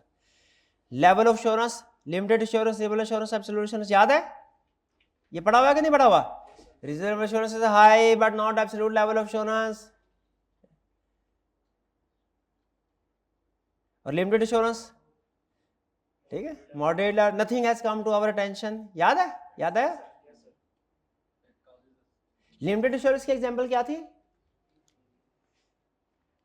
बताई थी मैंने चलते चलते, अलर्ट नहीं है, सोए सोए से हैं, रिव्यू एंगेजमेंट। और रीजनेबल एश्योरेंस के ऑडिट, ऑडिट होता है ऑडिटिंग स्टैंडर्ड्स के मुताबिक, रिव्यू किसके मुताबिक होता है, रिव्यू स्टैंडर्ड के मुताबिक। रिव्यू के कौन से स्टैंडर्ड है, हाँ जी, 2400, 2410, ये दो है रिव्यू के, ठीक है। लेकिन एक पता नहीं, मुझे बतानी चाहिए बात करने, मिक्स ही ना हो जाए। रिव्यू एंगेजमेंट के कौन से स्टैंडर्ड है, 2410, और ऑडिट के कौन से स्टैंडर्ड है, 200 से लेके 800 तक। ऑडिट के क्या है, ISA 200 से लेके ISA 800 तक। लेकिन दुनिया में कुछ ऐसी एंगेजमेंट है जो रीजनेबल एश्योरेंस है या लिमिटेड एश्योरेंस तो है, लेकिन ऑडिट या रिव्यू नहीं है। मैंने बताया था ऑडिट रीजनेबल की एक एग्जांपल है, और भी एंगेजमेंट्स हैं जो ऑडिट नहीं है लेकिन रीजनेबल है, उसका स्टैंडर्ड अलग है। आगे चल के स्टैंडर्ड आएगा assurance engagement other than audit और रिव्यू। टाइटल पसंद आया क्या, assurance engagement other than audit और review, assurance engagement other than audit और रिव्यू, वो होंगी एश्योरेंस एंगेजमेंट, उसमें कोई रीजनेबल एश्योरेंस, लिमिटेड एश्योरेंस दे रहे होंगे, लेकिन ऑडिट रिव्यू नहीं होगी। ऑडिटिंग किन स्टैंडर्ड्स के मुताबिक होता है? ऑडिट 200 से 800 तक। रिव्यू किन स्टैंडर्ड्स के मुताबिक होता है? 2400 2410। अच्छा, रीजनेबल एश्योरेंस क्यों देते हैं, एब्सोल्यूट एश्योरेंस क्यों नहीं प्रोवाइड करते? इनहेरेंट लिमिटेशन, याद है इनहेरेंट लिमिटेशन पढ़े? Nature of financial statements, time and limitation, management may not provide complete information to what, याद है? पढ़ा हुआ ना भाई। कैफ की चीजें रिपीट तो नहीं करनी मैंने कि करनी चाहिए, नहीं कहेंगे तो मैं कर भी दूंगा, कोई प्रॉब्लम नहीं है, लेकिन मैं चाह रहा हूँ खुद से पढ़ें, कैफ का नॉलेज रिफ्रेश करें, कोई प्रॉब्लम नहीं है। जो अहम चीज़ें ना वो करेंगे, क्योंकि देखिए कैफ लेवल के कंसेप्ट को भी रिवाइज किया जा सकता है, लेकिन उतना फिर टाइम मेरा सीफैप पे कम बचेगा। तो मैं ये चाहता हूँ हिम्मत करें आप, ये पहले पढ़ी हुई में से जो अहम होगी मैं आपको बता दिया करता, पहले भी बताया कुछ कंसेप्ट, लेकिन जो इतनी अहम नहीं है वो आप जो पहले पढ़ी हुई है कंसेप्ट और अहम नहीं है वो आप रेडी कर लेंगे, पक्की बात है। चलिए, लेकिन ना समझ आए तो कल मुझसे पूछ लीजिएगा, मैं हाजिर हूं, लेकिन कोशिश करनी है आपने कि आप इसको खुद से समझ लें। जो कौन से कंसेप्ट्स को? जो कैफ लेवल में पढ़े हुए हैं और जो इजी हैं, ताकि मुझे सीफैप के ऊपर काम करने को ज्यादा वक्त मिले। एविडेंस क्या होना चाहिए? Sufficient, appropriate. अच्छा, अब ये भी हालांकि पढ़ा हुआ, लेकिन ये अहम है कंसेप्ट, इसको टिक करें। एविडेंस डिफरेंट सोर्सेज से मिलता है ना, कुछ इंटरनल है, कुछ इंटरनल एक्सटर्नल। कहां का से? Previous audit. क्वेश्चन मेरा कंसेप्चुअल है, ये घर जाके पढ़ना है आपने, ये कंसेप्चुअल है। क्या प्रीवियस ऑडिट का एविडेंस इस साल यूज हो सकता है? यस हो सकता है, कंसेप्ट बिल्ड कर ले, हो सकता है। डिटेल बाद में पढ़ेंगे, मेन कंसेप्ट, बड़ा कंसेप्ट फिट कर लें ज़हन में।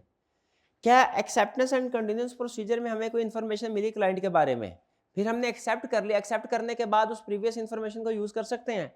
बिल्कुल कर सकते हैं। ड्यूरिंग ऑडिट इन्फॉर्मेशन हमें इनसाइड द एंटिटी भी मिलती है, जैसे counting record, minutes of the meeting, management representation, inside the information है ना, कंपनी के अंदर में। आउटसाइड भी मिलती है, जैसे third party confirmation, industry data analysis board. दोनों में से कौन सी ज्यादा रिलायबल है? आउटसाइड। आउटसाइड वाली कब रिलायबल नहीं होती? जब इनडायरेक्ट हो, या जब किसी रिलेटेड पार्टी से है। रिलेटेड पार्टी मैनेजमेंट की बात करेगी, और इनसाइड द एंटिटी कब रिलायबल हो सकता है? जब इंटरनल कंट्रोल स्ट्रांग हो।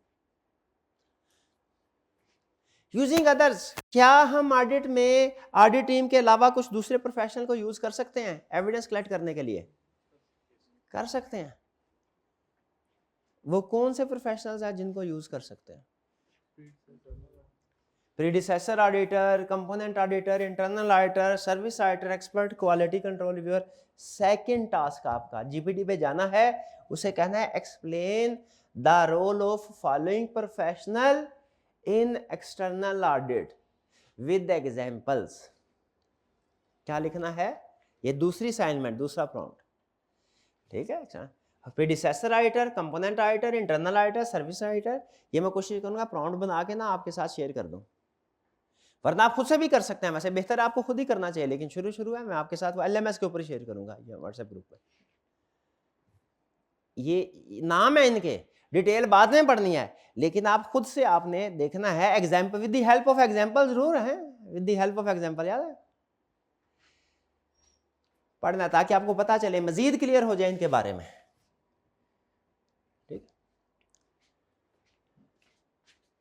ठीक है। मैं वो कह रहे हैं नीचे कि जो भी मैनेजमेंट की इंफॉर्मेशन यूज करो उसको चेक कर लेना, चेक करके यूज करेंगे, ऐसे थोड़ी करेंगे। ये ऑडिट रिस्क, ये तो पढ़ लिया हमने कि नहीं पढ़े? ऑडिट रिस्क पढ़ा? ऑडिट रिस्क के दो element, risk of material misstatement, detection risk पढ़ा? Risk of material misstatement के दो लेवल्स, फाइनेंशियल में लेवल, अजर्शन लेवल पढ़ा? अजर्शन लेवल में दो इनहेरेंट रिस्क, कंट्रोल रिस्क पढ़ा? ट्री बनाया कि नहीं बनाया? शाबाश। प्रोफेशनल जजमेंट, स्केप्टिसिज्म, इंडिपेंडेंस पढ़ा? बिल्कुल ठीक है। कोड ऑफ एथिक्स बिल्कुल पढ़ा, स्ट्रक्चर ऑफ आईएसए कल पढ़ लिया था। स्मॉलर एंटिटी किसे कहते हैं? स्मॉलर एंटिटी किसे कहते हैं? छोटी छोटी ऑर्गेनाइजेशन, सोल प्रोप्राइटरशिप पार्टनरशिप को। कभी कभी इनका जिक्र भी आएगा लेकिन ना होने के बराबर। जो एक कंसेप्ट है इसमें वो ये है, conduct of audit in accordance with ISA. हमने जो रीजनेबल एश्योरेंस ऑब्टेन करनी है, क्या लिखा था? कैसे आएगी रीजनेबल एश्योरेंस? कैसे मिलेगी? एविडेंस ऑब्टेन करके। एविडेंस कैसे आएगा? आईएसए को फॉलो करके। क्वेश्चन है क्या हर आईएसए को फॉलो करना है? वो कहता है यस। सुने, कह रहा है to obtain reasonable assurance it is compulsory for auditor to comply with all required procedure of all ISA. कह रहा है सारे आईएसए के सारे प्रोसीजर को पास होना है तो सारे टॉपिक्स के प्रैक्टिस करना पड़ेगा। एक टॉपिक को भी छोड़ दिया तो पास होने का चांस कम हो जाता है ना। तो उसी तरह एक प्रोसीजर को भी छोड़ दिया, रीजनेबल एश्योरेंस नहीं होगी, एश्योरेंस लेवल कम हो जाएगा। लेकिन कह रहा है एक्सेप्शन टू फॉलो, कह रहा है रिक्वायर्ड प्रोसीजर, बाज़ औक़ात कोई प्रोसीजर रिक्वायर्ड बाय आईएसए है लेकिन उसे फॉलो परफॉर्म ना करने की इजाजत है। अजीब बात। ये तो मुझे हल्का हल्का, वैसे वो कंसेप्ट नहीं है लेकिन हल्का हल्का फेयर प्रेजेंटेशन वाली बात याद आ रही है, लेकिन वो फाइनेंशियल स्टेटमेंट्स के लिए थी, ये ऑडिट की है। कहता है हर स्टैंडर्ड को फॉलो करो लेकिन कुछ सिचुएशन में स्टैंडर्ड को फॉलो नहीं करना। कब? जब कोई कंडीशन नॉट रेलिवेंट हो या नॉट प्रैक्टिकल हो। नॉट प्रैक्टिकल का मतलब आप परफॉर्म नहीं कर सकते, कोई फिजिकल सिचुएशन ऐसी है। नॉट रेलिवेंट का मतलब condition does not exist. Not relevant की एग्जांपल दे रहा है, नॉट प्रैक्टिकेबल की एग्जांपल सुन ले। जैसे बाज़ औक़ात ऐसा होता है ना, इन्वेंट्री ज़ेरे ज़मीन है, आपको पता है ये पिछले 1.5-2 हफ्ते से खबर आ रही है कि वो जो इंटरनेट केबल है वो समंदर में क्या थी, CMV 4 वो कट हो गई है शायद है? इसका मतलब है वो जो केबल इतनी अहम है जो पूरे पाकिस्तान को इंटरनेट मेजॉरिटी को प्रोवाइड करती है, क्या वो PTCL की फाइनेंशियल स्टेटमेंट में एज एसेट आ रही होगी कि नहीं आ रही होगी? स्टैंडर्ड कहता है कि उसको वेरीफाई करो, जो क्लाइंट के एसेट्स हों फिजिकली उनको वेरीफाई करो। क्या आप इस तरह के एसेट को जो ज़ेरे ज़मीन है जिसके इर्द गिर्द शाफ्स घूमती रहती हैं जाके वेरीफाई करके आएंगे इस तरह के एसेट को? इसको कहते हैं नॉट प्रैक्टिकेबल। बाज़ औक़ात प्रैक्टिकेबल नहीं होता, प्रैक्टिकली आप किसी चीज़ को वेरीफाई नहीं कर पाते कोई प्रोसीजर उस वो। और दूसरा बाज़ औक़ात कह रहा है कुछ प्रोसीजर ऐसे होंगे जो नॉट रेलिवेंट होंगे। नॉट एग्जांपल सुने नॉट रेलिवेंट की। एक स्टैंडर्ड है हमारा ISA 700, वो कहता है जब अनमोडिफाइड ओपिनियन देना हो ना आपने 700 के मुताबिक दो। एक है 705 जो कहता है जब मोडिफाइड ओपिनियन देना हो ना तो ये काम करो। अगर हमने अनमोडिफाइड ओपिनियन देना है तो ISA 705 को पूरा करना है कि नहीं? रिक्वायरमेंट नहीं करना। क्यों नहीं करना? वो इररेलेवेंट है। शाबाश।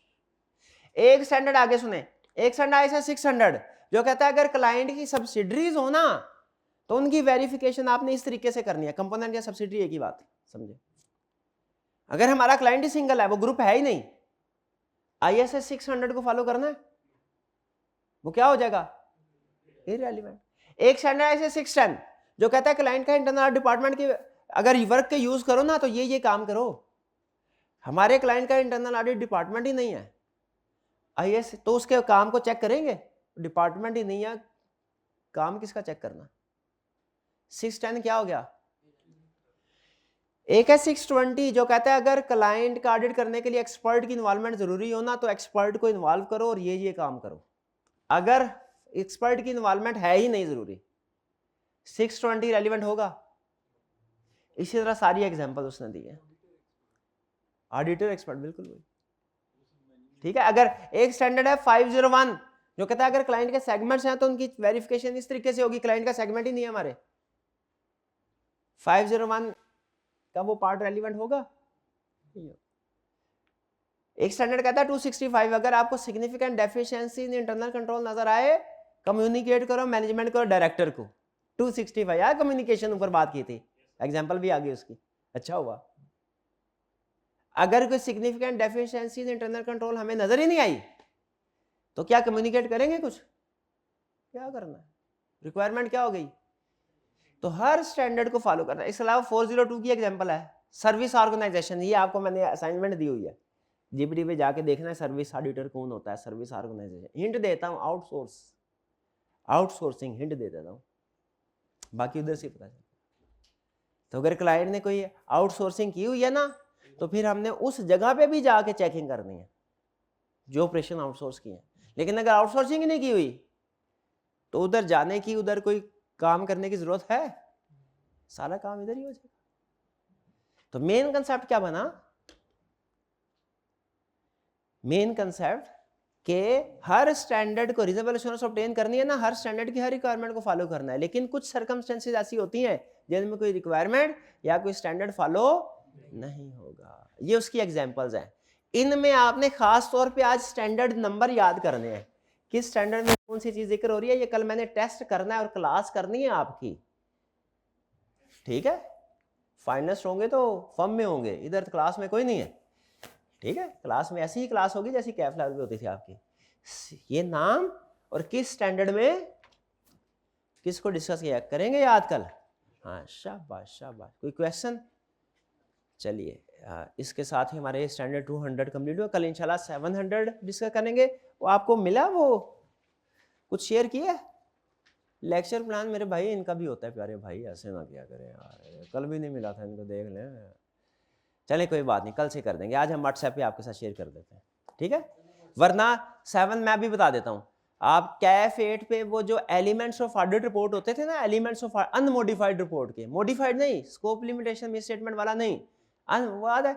Auditors addressee, auditor responsibility, management responsibility, opinion, basis opinion, paragraph, ये वो पढ़ के आना, ठीक है? वो पढ़ के आना। डिटेल ग्रुप में मैं शेयर फिर भी करता हूँ। आज का लेक्चर यहाँ खत्म करते हैं। अल्लाह हाफिज।